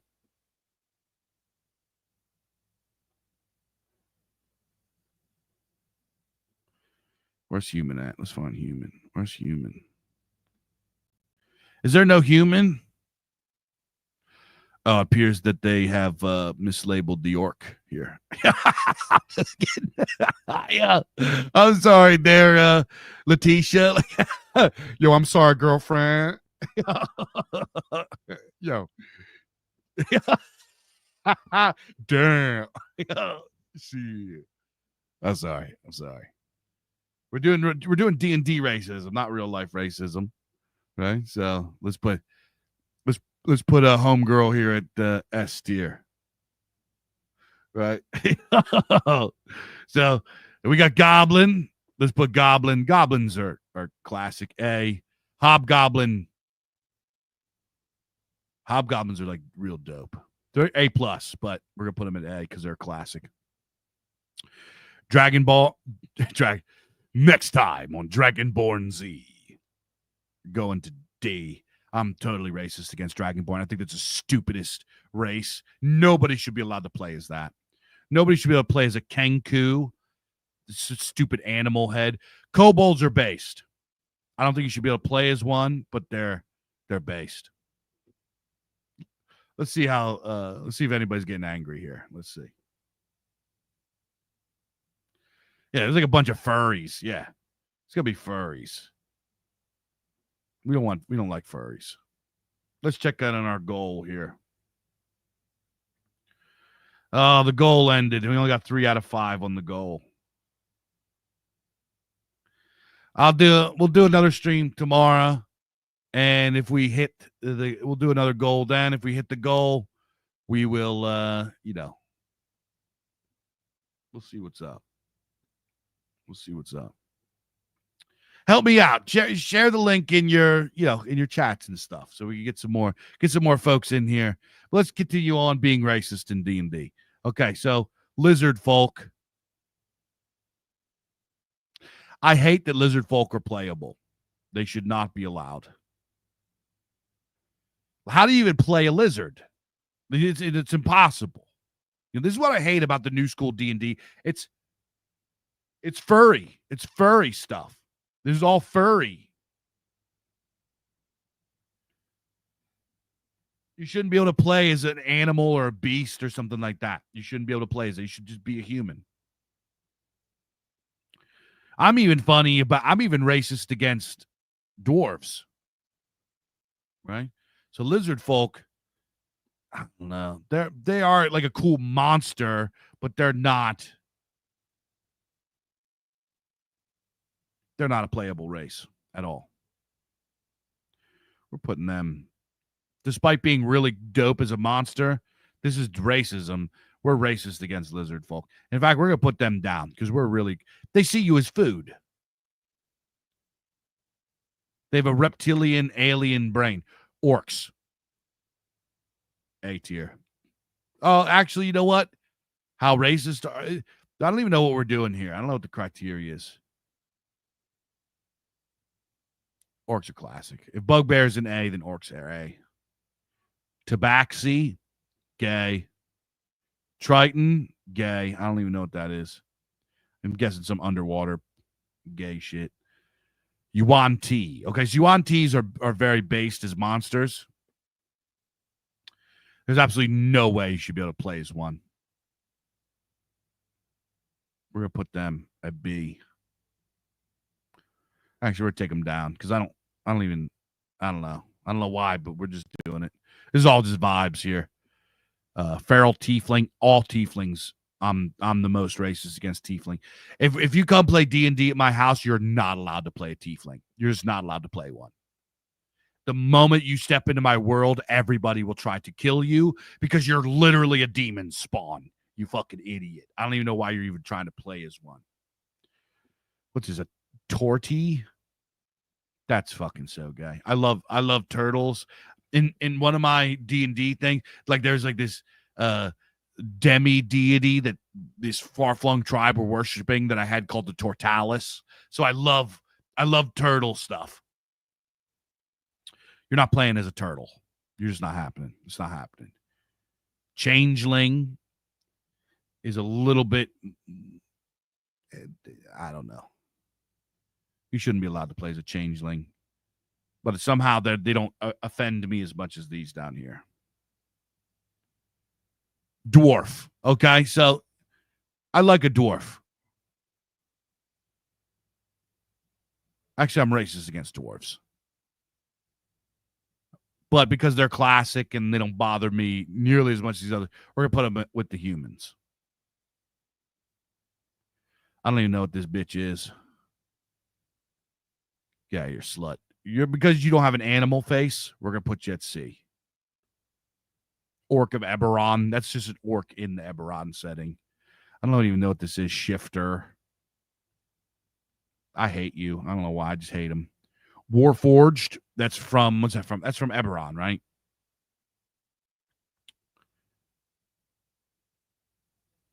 They're like freaking golems. You shouldn't even be able to play as one. We're going to put one in C. Gith.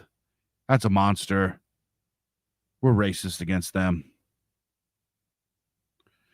Centaurs are based, but you shouldn't be able to play as one. So we're going to put one there. We're putting him there. Luxodon is a furry. We're putting them down with the furries. Minotaur. We're going to put Minotaur. Minotaurs going here because I like Minotaurs belong. You shouldn't be able to play as one unless you're a monster or something. Simic hybrid. We're putting you. I don't know what you are. This guy looks like. This looks like Vidalkin. Yeah, that guy. This was that girl. I'm gonna put you. We're racist against you. There's no high elves or moon elves like from whatever. There's no Kender here. Why is there no Kender? Kender would go S. I'll put Kender in the S right away. We'll put the elf up at S. We'll give S. You know, I'm very racist against elves. I don't like elves at all. I don't know what this guy is. He's going down here. What is this, like a fish guy? Lokatha? I've never heard of this. So we're putting him down here. Grung. Actually, you know what? I like him. I changed my mind. He's like a deep one or something. We're going to put him there. Grung. He's like a deep one. We're going to put, just because I'm less racist against. Dampier. This is going to be some kind of vampire. Get out of here, vampire. Hexblood. Get out of here. Reborn. Get out of here. Some cucky weird thing. I like gnomes. Gnomes are S tier. Half elves S tier. We could keep a halfling S tier. Half orc. I'm racist, but they get to go up there. Tiefling, get out of my life. Haragnon. What is this? World of Warcraft? What lazy? Let me stack up the most laziest ones right here. Right? Leonin, Haranon, Dragonborn, garbage. These are like World of Warcraft garbage. Tiefling, garbage. These are my most hated right here. I hate these the most. Fairy, you should not be allowed to play a fairy. We're putting him here. Well, fairies can be there, but I don't know. That's what do you guys think? There's like no rhyme or reason to my racism here.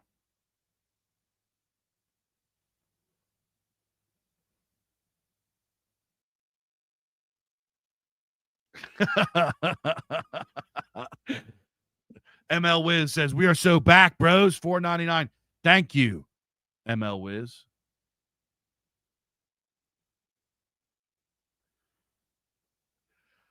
About to put in B. Axiom races against dwarves. Puts in S. I didn't put a... No. Yesterday, I was so like methodical with my criteria for bands and everything. And this one was just vibes. This was just, vibes. I didn't even... Humans, elves, dwarves, S++. No, elves and dwarves are not S++. Dwarves are elves and dwarves. You know what? You just pissed me off. Elves and dwarves go down. They go down one. I'm racist against them. I'm not racist against half elves because they're tragic mixlets. They're like tragic mixlets, and then gnomes. Yeah, how sneaky they are, right? Sneaky. So here's my list of. And actually, I changed my mind. We are racist against all of these guys, big time. We're racist against them. I'm racist against this guy too, and I'm racist against fairies. I'm racist against the Furbolg and the Minotaur and the Centaur. We should kill them. Should get rid of them. And why am I not racist against goblins? I'm very racist against goblins and bugbears and hobgoblins and kobold. Kobolds are pieces of shit. Oh, orcs? Why am I keeping orcs? I guess half orcs can stay a level above because they're not as tragic. Like this guy's got hooves. We're getting him out of here. And fuck elves. You know what? Elves. And we're going to put Goliaths next to half orcs. You know what? I'm racist against gnomes too. We're moving them down. I'm partial to hobbits. I love a hobbit and a half elf. Okay, I like this better. This is better. Let me look at it quick here. Let me make sure.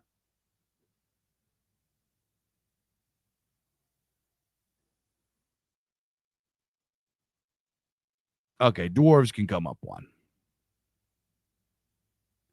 I'm sorry. I would genocide the elves. I would Holocaust the elves.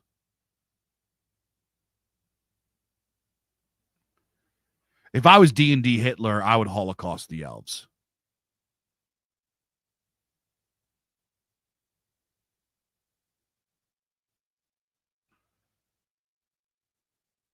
But you know what? If we're going for D&D elves, if these were Tolkien elves, they would go Tolkien elves go A or S. But D&D elves are gay. I hate them.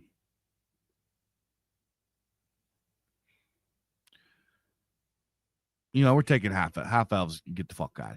Halfling, like hobbits, are like little humans, right? They're like dwarves. They're like the Elwins.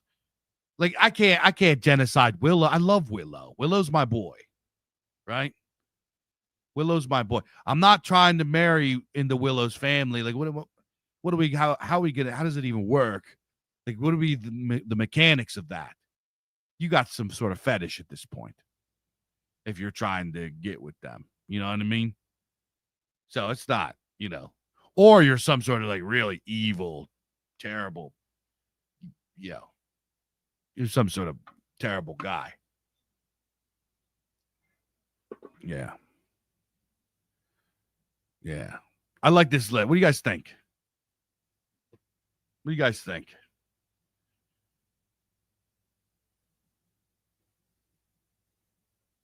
A tier at least for the elf, bro. Nah.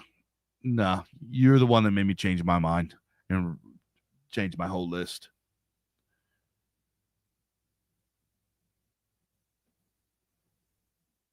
Yeah. There we go. Magic Shark says, yeah, pretty accurate rating. See? What do you guys think? Are we satisfied with this? Furries in the that's right. Furries in the pit. Furries in the bog. We hurl furries off of cliffs to smash upon the sharp rocks below so that the crabs and carrion crawlers may feast upon their carcasses and their desiccating remains.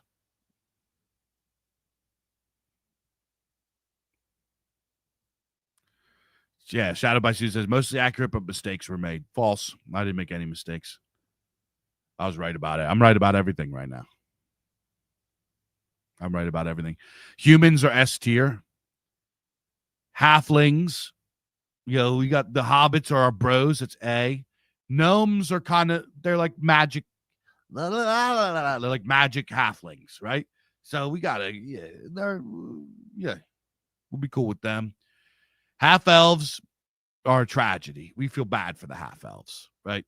Tanis half elven, he was a bro. Poor guy. Then half orcs, Goliaths and dwarves are kind of, a little bit further. Half orcs are really tragic. You can't, do nothing with a Goliaths are like human. They're just like big humans. They're like a half giant or something. Yeah, we don't hate them. We just, don't want them around. And dwarves are the same. Yeah, dwarves are, the mines of Moria. As long as you're in there doing your dwarf thing, you don't piss me off. But you ain't allowed to live in our city or you'll marry our daughters or nothing. The rest of these guys are bog meat. Some of these people, some of these creatures, I would just like boil them alive. Like the lion guy, like I would skin him and wear his skin. He is, he is a cloak. This guy is gloves. Or you know what? This guy would be really good. These guys would be really good for if we slaughtered them and skinned them. First of all, we would eat them. I would eat this guy. He's edible. And then I would use his skin for something like real nice. He would get skinned and used. He would be what would we use him for? He would be like a lady's coat. He would be a lady's coat. Deluxodon here, this guy, that's car upholstery. That's upholstery. He's upholstery. I don't know if are elephants edible? I don't know if elephants are edible. Do people eat elephants? I don't know. Dragonborn. We're talking wallets. We're talking suitcases. We're talking fancy boots, Dragonborn skin boots, dress shoes, a belt. He would be a nice dress belt. Tieflings, we just get rid of them. These guys, we're talking blankets. We're talking just pillow stuffing. Same thing with the Kenku, lizard folk, more upholstery. We're talking, bookcases. Like the rest of these guys, we can't even make anything out of them. Oh, the turtle guy, we can eat him. He's edible. Right? All right, so let's change this up. These guys are edible. We can eat them. So we'll keep them around a little. We will make farms out of them. You can eat a minotaur. That's a bull. We can have minotaur burgers. Okay, I'm starting to change my mind here because some of these guys have uses.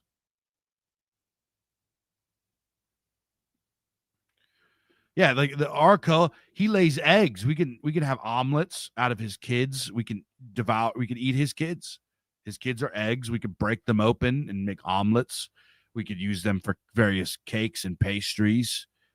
We could use his children as like an egg wash to put our fried chicken or chicken cutlets, chicken parm. All right, lizard folk, we can, all right. So these guys, we can eat them or make things out of their bodies. Okay, so these guys are useful. I changed my mind. We're gonna rearrange kobolds. Yeah, cobalt. You can use their skin as upholstery. Which these other guys? None of these other guys are edible. We can't really eat these guys. Like Yuan Ti, if they were like more snake-like, we could eat them, but this is too lady-like. We can't eat that.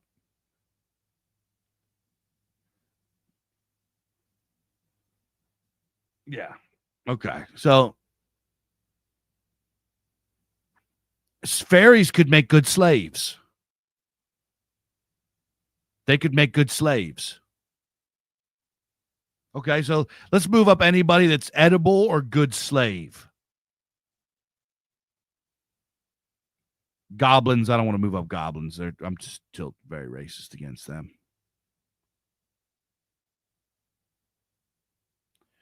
Centaurs would make good slaves and could also be edible. Not the human part. You got to cut off the human part, but you could eat the horse part. You could definitely eat the horse part. I wonder if it's good. It could be a delicacy. This guy's like a catfish. I'm sorry, South Rons, my southern friends. Catfish is disgusting. Warforged make good slaves. They could make good slaves. You don't got to worry about them dying. You just have to fix them. Okay, so. All right, so this is my new list, my new racism list. Okay, so humans I'm least racist against. They are S tier. We're talking humans are master race. Beneath them are hobbits. Like we like the hobbits. They're cool. We don't want to hurt them. They can stay in their shires and their little river villages, and we like them. They're nice. Gnomes we're cool with. We're not as cool with the halflings. We're not as, but half elves are, we don't like these guys. Like we love the halflings. Like they're our boys. Hey, they're happy little, we would put the Kenders would go up here too. But the gnomes and the half elves, half elves are tragedy. We feel pity upon the half elves.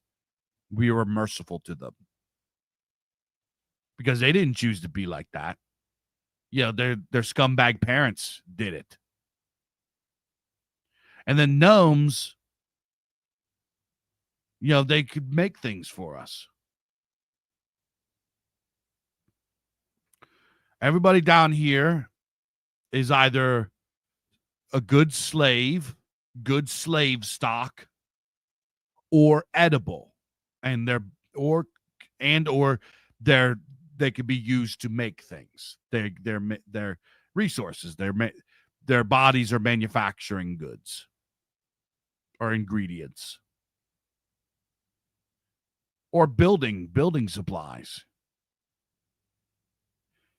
Now that I'm looking at this guy, he probably has a bladder or some kind of liver or something. You could probably make dyes or medicine out of him.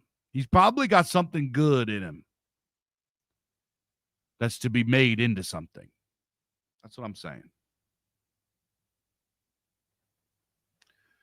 I'm sorry, orcs, bugbears, and goblins, we just got to kill them. We genocide them. They can't be good slaves. They're too retarded.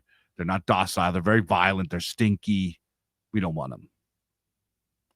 This guy's like a vampire, gross. This person's like a vampire, gross. It's like some sort of undead or something, gross.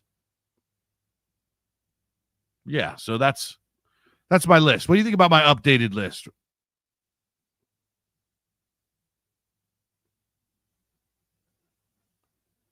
I know, right? It's a mystery. It's a mystery. We're not allowed to talk about that, though.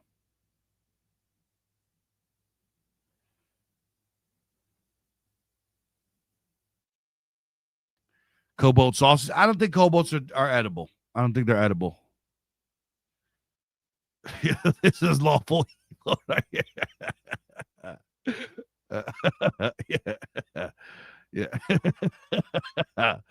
Yeah, so that's my list. Okay.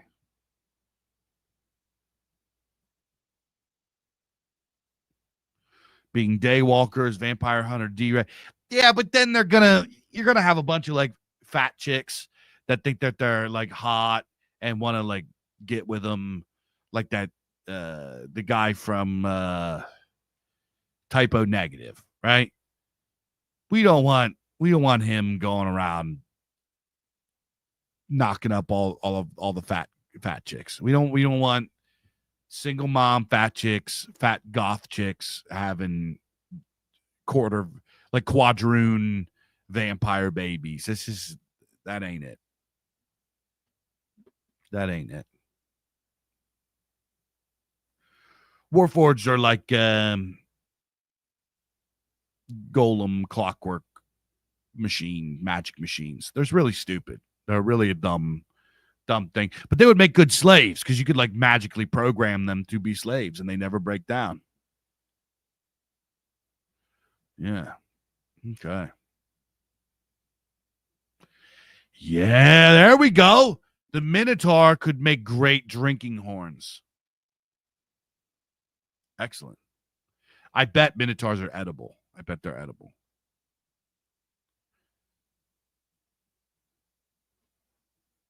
To eat and craft from the NPCs.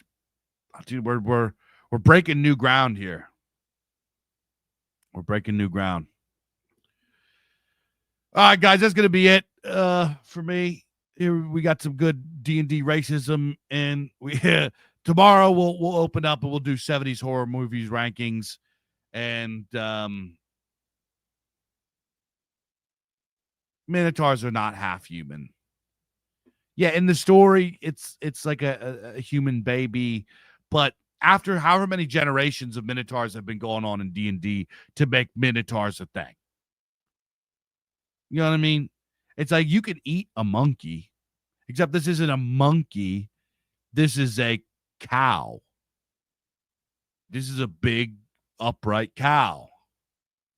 I'm sorry, dude. You could get Minotaur filet mignons. You could have Minotaur, top round. There's probably Minotaur London broil. Who knows? There's probably cuts on the Minotaur that we in real life haven't tried because it's an upright guy. It's a bipedal. Guys, do we have a butcher in the chat? Do we have a butcher in the chat that could tell us what kind of unique cuts come off of a bipedal cow? So I'm ready to try it. I'm ready to try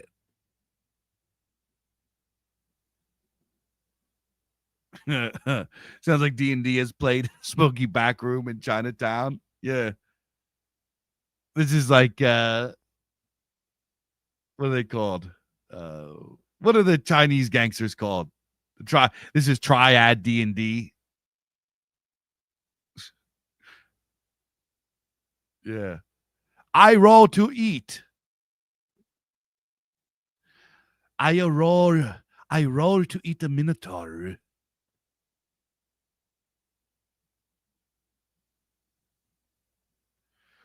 Yeah. Hey. Yeah, that minotaur might have some cake, might have, a yacht going on. That could make, we could eat some minotaur cheeks. Like, and I'm not saying in like a gay, weird, furry way. I'm saying in a hungry, like actually eat them way. Like their food. Think about like minotaur. You could have a minotaur farm. And you eat these guys. It could be delicious. Some of you guys might be like, oh, but at the moment you try, if the minotaur steak slapped and was a good price, let's stop pretending you wouldn't be in on some minotaur meat.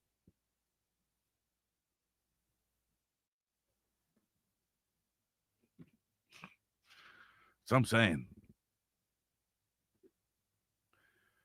this is why I'm a genius. Who, like, nobody else has thought of this before. I've brought a new framing to the D&D world. If lizard folk see us as food, how many races do we see as food?